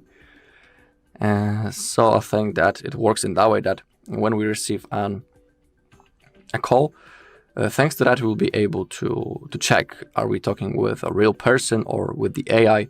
It will also detect the voice, and it will tell us, are we talking with a real person or with some AI bot or something like that. Bring up the Sidebar to trigger detection. When making or receiving audio, video calls, or meetings, swipe from the edge of the screen to bring up the Sidebar and trigger AI deepfake and voice cloning detection. Okay, in here we can simply see all of the features that it provides us, what we can do with it. Unfortunately, I cannot show that because no one is calling me. So let's skip it, but I think that you can try it on your own. So I think it is pretty cool to have that enabled. Okay, now the safe. As you could remember, we have added our fingerprint and also the password. So let's access the safe. In here, also you can add images, audio files, videos, and files. To protect them, simply click on Add, and in here you have a list of all of the things. You can also click on Browse, and you can select everything that you want from here. And you'll be able to add them into the safe. But I think that, in my case, the parallel space is a little bit better, but I haven't tested it yet, but it simply looks cooler, to be honest. Even here also we have the settings. If you are interested, you can destroy the safe. If you don't want it, you can also save the location or switch the safe and change the security question and also the password.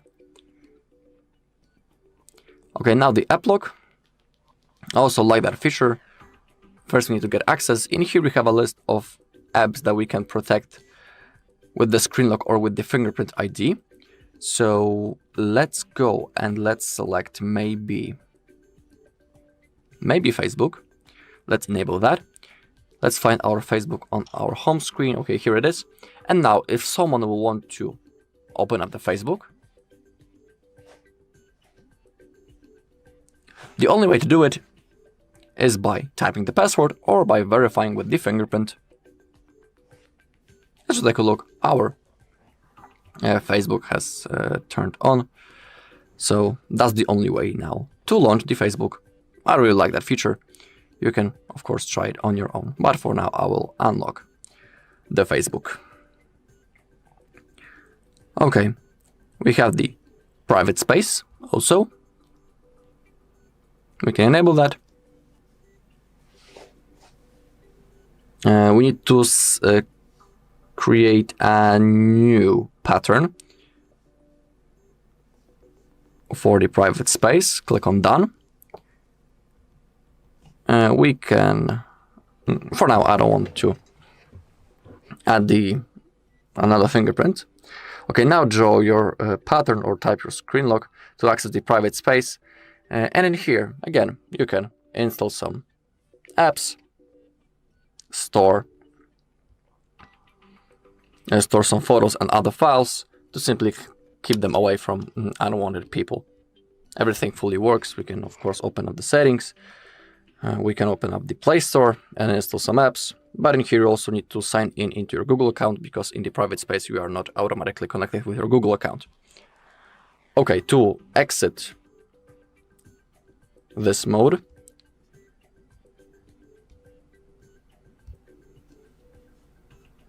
we need to open up notification bar and click on exit to get back into your normal home screen.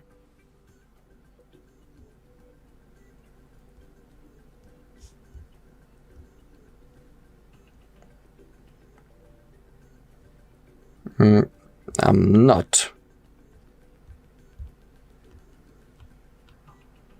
in my normal home screen yet. I would like to go back. Okay. You can open a notification bar, click right in here, and now you can exit it. Yeah. Boom. Or I need to draw this pattern? Yeah, okay, my bad. If you want to get back into your normal home screen, you need to type the default lock screen to get back into normal space. And I think that the phone has lagged. I don't know why.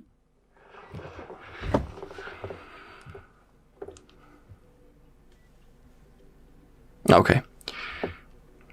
Everything fully works now. And we also have the hidden apps. You can click on try, set new password. This time I will type only numbers. Select the question and type answer to it. I'll just type some random things. I don't want to associate with anything right now. To add apps, hit the button. And now let's try to hide the Facebook again. It's right in here, so it should disappear from our home screen. Boom, now it's hidden. And as you take a look, it disappeared from the home screen. And now it's only in the hidden apps folder. You can see that the hidden apps will not display home screen icons, notifications, or recent texts, and are hidden from home screen search. And though we have some shortcuts, how we can do it. You can add hidden apps to home screen if you are interested. So thanks that you will have a shortcut, you can click on OK. And now we have the shortcut right in here. So that's the quickest way how we can access the hidden apps folder. Okay, and the last thing that I want to show you is the system manager. And here it's always good to perform a virus scan from time to time. Simply click on that.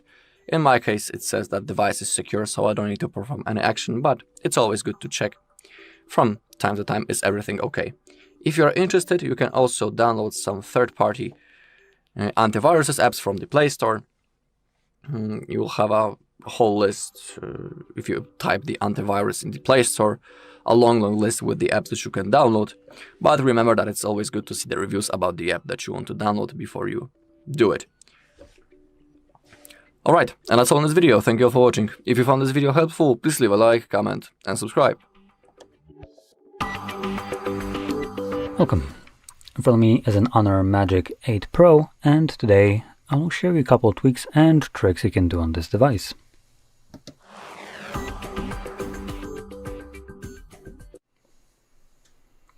So, to begin, we're going to open up our settings. And before I go any further, I do want to quickly mention these won't be anything kind of complicated or anything like that. These are very basic. So, with that out of the way, let's get straight to this. Scrolling down, we will have things like Honor AI. Now, just like everyone else, Honor decided to add AI. For some reason, theirs, unlike the typical AI, is launched through, for instance, things like 3-finger swipe down. And we have things like AI memories. Apparently, we can't have our own memories. We need to have AI ones. And this is just referring to screenshots and screen recordings. So anyway, that's one thing. Let's back the hell out of here. Come on. Of course, it went too far. If we click in here, we also have things like AI suggestions, AI button. Is it this one? Oh, it is. I actually didn't realize there is an additional button right here. I haven't spent enough time with this device. And we have some other things in here. Quickly checking. We also have the circle to search, which is partially, I would say, AI-based. And this allows you to do a little bit more features, and that's one way. Another one that you also have access to is obviously the power button, which is Gemini, which is another AI.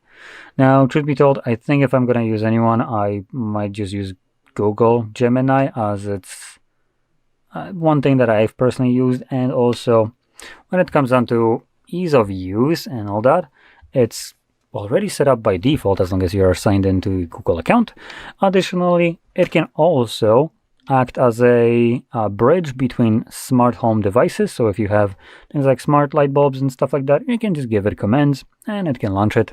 So I think that's a little bit better. Something that I doubt the Honor AI can do.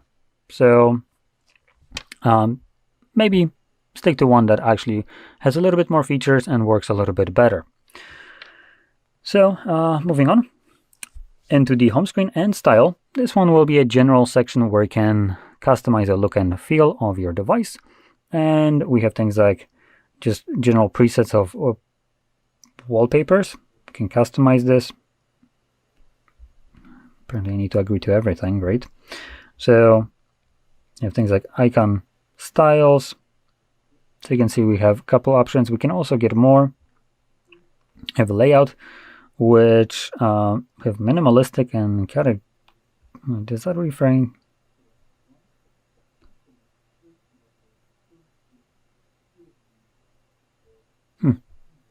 Okay, there is some customization. Let's see what else we get. Change the effects. So these ones are between pages.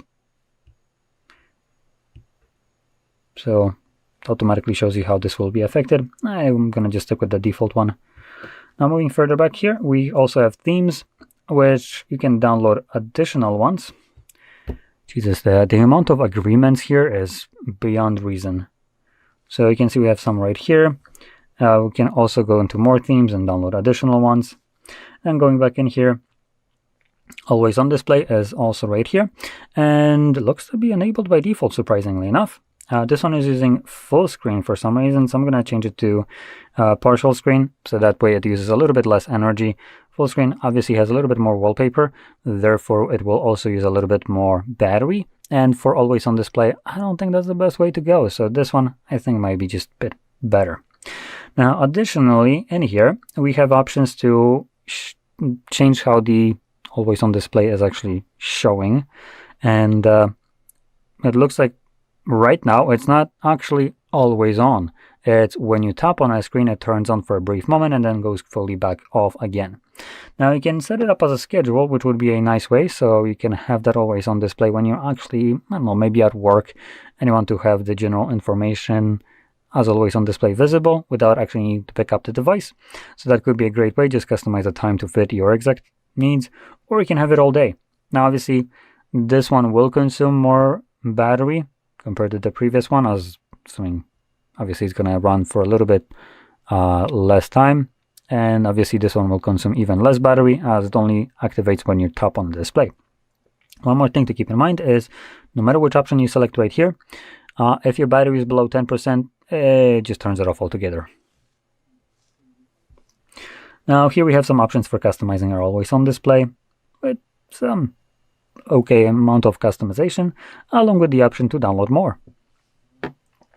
Now we have other things in here like fonts, icons, and standby. That's interesting. When the phone is locked on the screen, is off, place it horizontally on the stand to display. You know what? I kind of want to check it out. Do have a stand. Boop. Oh, hello. Try now.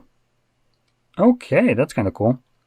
So it's something that you can utilize. I personally kind of like this. It acts as a... Okay, stop. Just work as you... There we go. So now that it got rid of the crappy little information, you can see right now. There we go. Right now it's showing me the clock, the battery, and you can, I presume you can charge it. Let's quickly check. Hopefully it doesn't disappear when you're charging it, otherwise that would be pointless. Yep, okay. So it can be charged and display this. It is pretty great as a kind of like a quick little clock that will be visible at your nightstand whenever you... Why is there Emma Watson here? The wallpaper carousel is absolutely awful. Anyway, so it's a great way to have kind of basic information like time, alarm, and whatever. While you're in bed, this can act as a, let's call it modern clock. Or night, like bedside clock, which is pretty cool. I do like this. I would hope actually that more devices implement this. As far as I can tell, I think only Apple has this as well. So it is a pretty cool thing. Anyway, let's move on to display and brightness. And in here we have a couple options, starting off with the light and dark mode. just a light and dark mode. But below that, we have auto switch. So you can set it up so it switches between each mode, depending on schedule, or on my sunset to sunrise. And we also have dark mode settings. Dark mode, okay, so this is just gonna make the wallpaper darker. It literally just dims it, just the wallpaper, while the icons stay the same kind of brightness. Personally, I don't really care too much for this. It's fitting for the dark mode, and just to maybe showcase this, how that looks like. If I turn it on, come on. Oh, for God's sake, swap. Do I need to turn it off? There we go. So here is our wallpaper right now, which is dark mode right now.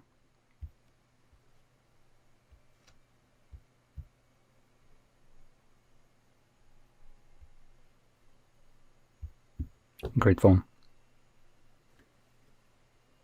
Honestly, I can't really tell much of a difference here. So on a different device, when I tested it out on not the Pro, it was visible. Here I can't really tell the difference. Maybe just to do with the wallpaper itself. It might not be one that actually is presenting, that much of a visible difference. In any case, scrolling down, we have things like screen resolution and refresh rate, and one is set to smart, which basically alters between it. So if you're viewing some low resolution content, it actually won't be running the display at a full resolution. It will lower it down to that content to preserve battery life. That's a pretty good option. I recommend keeping that. In terms of refresh rate, we have a couple modes: dynamic, standard, and high. And in reality, there's only two modes. The dynamic and high are the exact same thing. Refresh at up to 120 Hz, refresh at up to 120 Hz. I might be freaking insane right here, but these do the same exact thing. So why the hell would you include both of these if they do the same exact goddamn thing? It's beyond me. So I do want to kind of talk about this just briefly. In terms of refresh rate, I recommend sticking with the dynamic if you see the difference, and if you don't, stick with the standard. It will get you better battery life over the dynamic, while the dynamic just gets you nice smoother motion. So text and everything in motion looks clearer, and just in my opinion looks nicer, smoother, more premium. But that is obviously if you can see it. If you don't see a difference when scrolling up and down and how fast the text looks like and stuff like that, then standard might be better for you. For me, this looks kind of not too good, but I'm a spoiled little shit that tends to game at 144 Hz. So I do see a difference between this. So I will stick with the dynamic. Otherwise, standard will be great. Doesn't really change anything apart from how the display looks like in motion, and what it does change in terms of what you would be able to see is the battery life. So pick whichever one you value more. And moving on, we have some AI modes, if you can call it that. We have the video enhancers, which consists of two different things. We have the super dynamic display, which is enhanced HD video brightness and contrast with AI for a more realistic experience. It basically, if I can call it, I think what it does is basically fakes HDR. That's what I think what it does. Even though it doesn't really mention it here, from what I can tell, it's what it does. So normal dynamic range gets kind of converted to have a higher bright points and just more contrasty and more colorful image. Now it will use processor as it is using AI. Not really, let's be honest. But because it's using some processing power for this, it will consume more of your phone's battery. Now this will only happen when using this feature, which only happens when using the listed applications right here. Now these are the ones that are already on the device that you can see right here. So chances are if you download some other applications, maybe Netflix or stuff like that, it will show up here as well, and you'll see more options. Just know that there's nothing installed on this device, so this is everything that is by default on the phone out of the video applications that this program supports, or the setting. Now below that we have vivid displays. Use AI to enhance the video clarity and colors for more vibrant viewing experience. Again, AI crap. And this one automatically I can see already just tries to boost up the colors. I can kind of see it in this, whatever that is, some flower or whatever. You can see that the pinkish kind of hues, reddish maybe, are kind of boosted up. They're much more visible.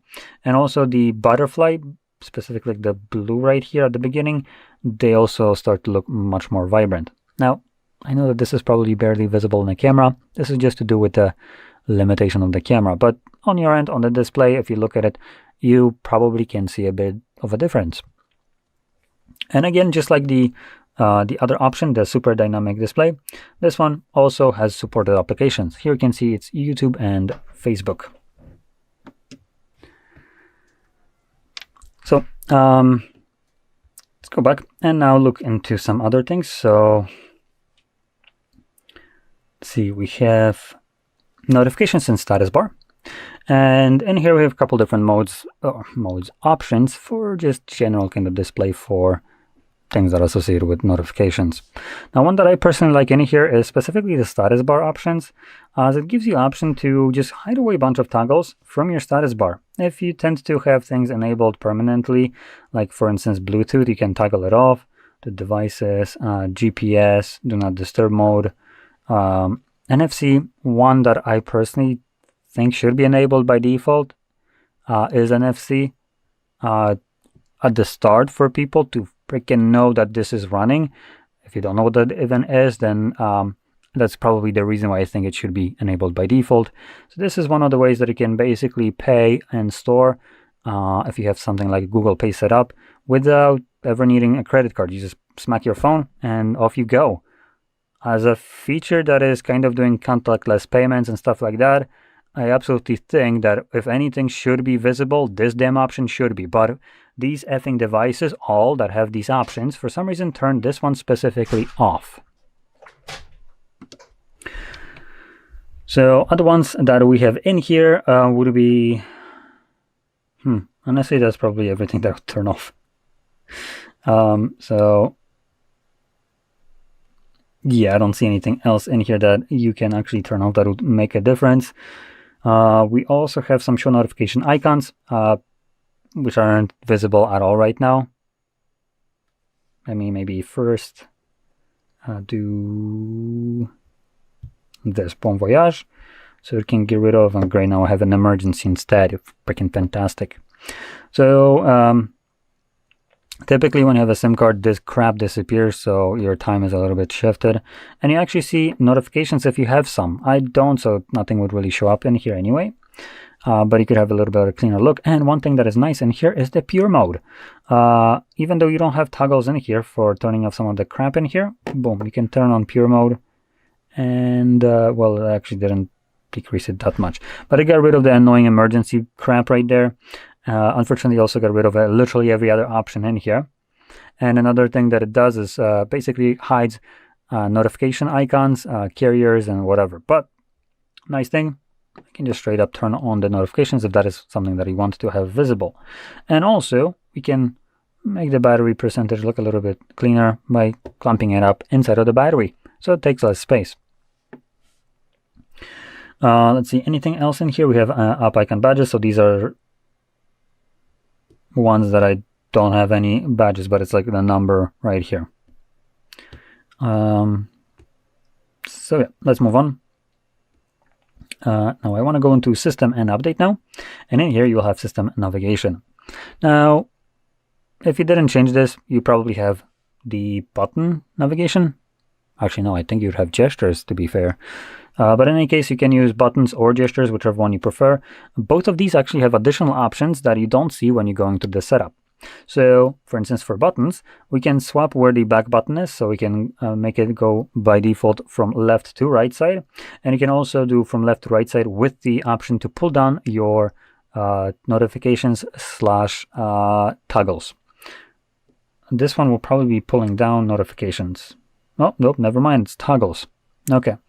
So you can see you can add a physical button, so you don't need to go from the top. You can just press it and it automatically swipes down for you. Pretty neat. Now gestures on the other hand side has, if you never use, well, gesture navigation, and it's gonna give you this cleaner look, but what it also does is, by default, by the looks of it, it gets rid of the guide bar. Now I'm gonna re-enable this because if I'm correct, let's see, vanish, let's try it again. Yep, I am correct. So without the bar, like most other devices, because God knows why, when you hide it, it gets rid of the circle to search.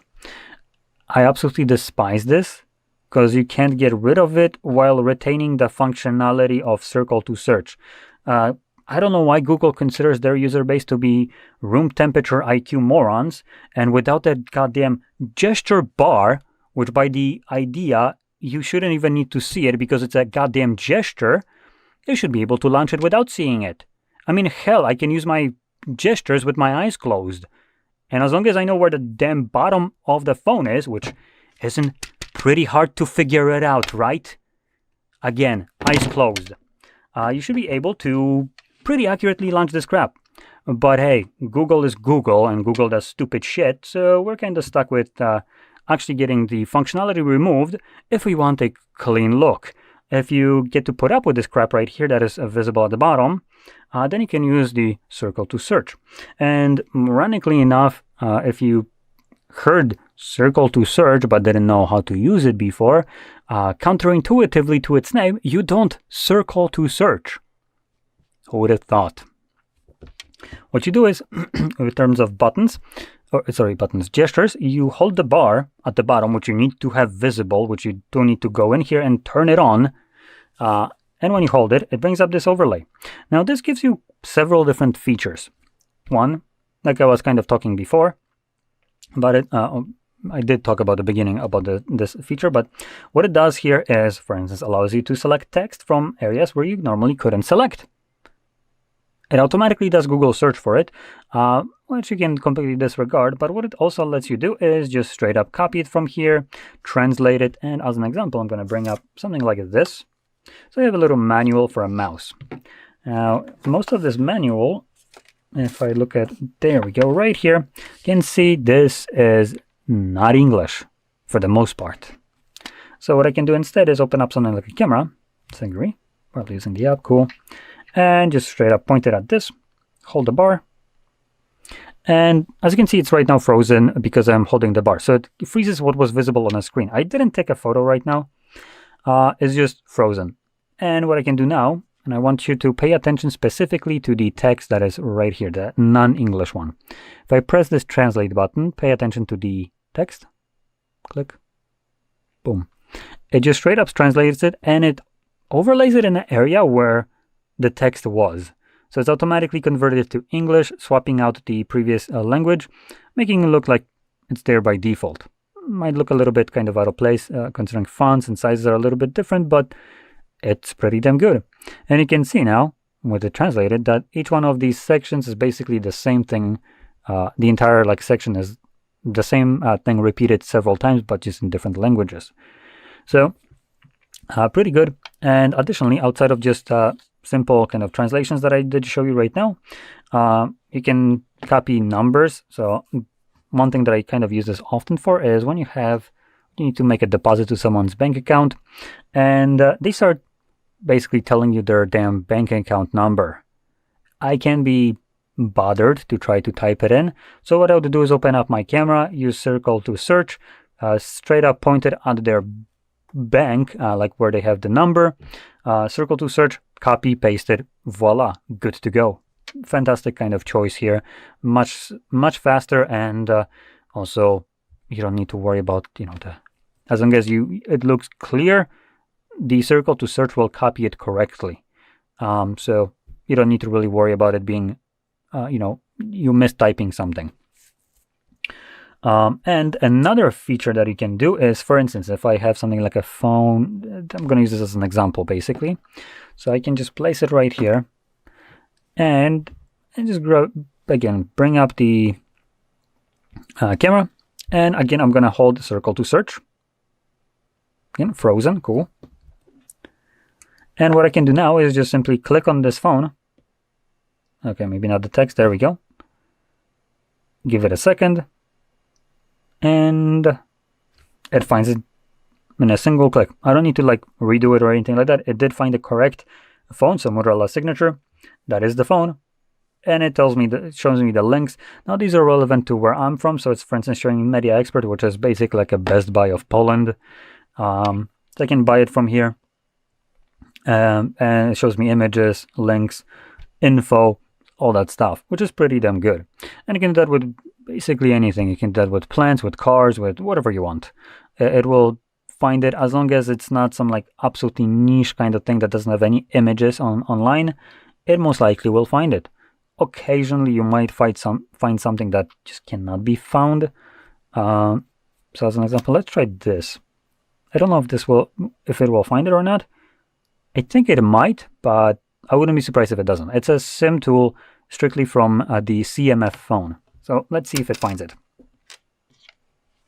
Now I'm going to try to capture it without the logo, so it doesn't have anything to pull from. And let's see if it gets it.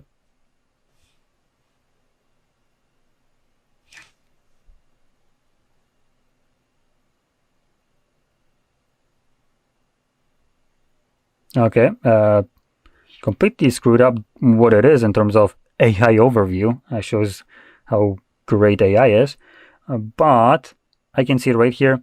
First thing that is showing right here is nothing CMF phone 1. That's correct. Though it's showing me a bunch of other things that look very similar. Not really the thing, but you can see it already found it right here, even without the tiny little logo that is. Let me just kind of, there we go. You can see there we go. So there is a logo on here. So I specifically didn't want to show it to the camera, at least this one here. So the search mode would have a little bit of a harder time, and it still found it pretty damn quickly. So yeah, great feature right here. And like I said, this can only be used with the bar being visible, or if you're planning to use it with, if I go back in here, system navigation with buttons, all you need to do, come on, is hold the home button and it launches the same thing.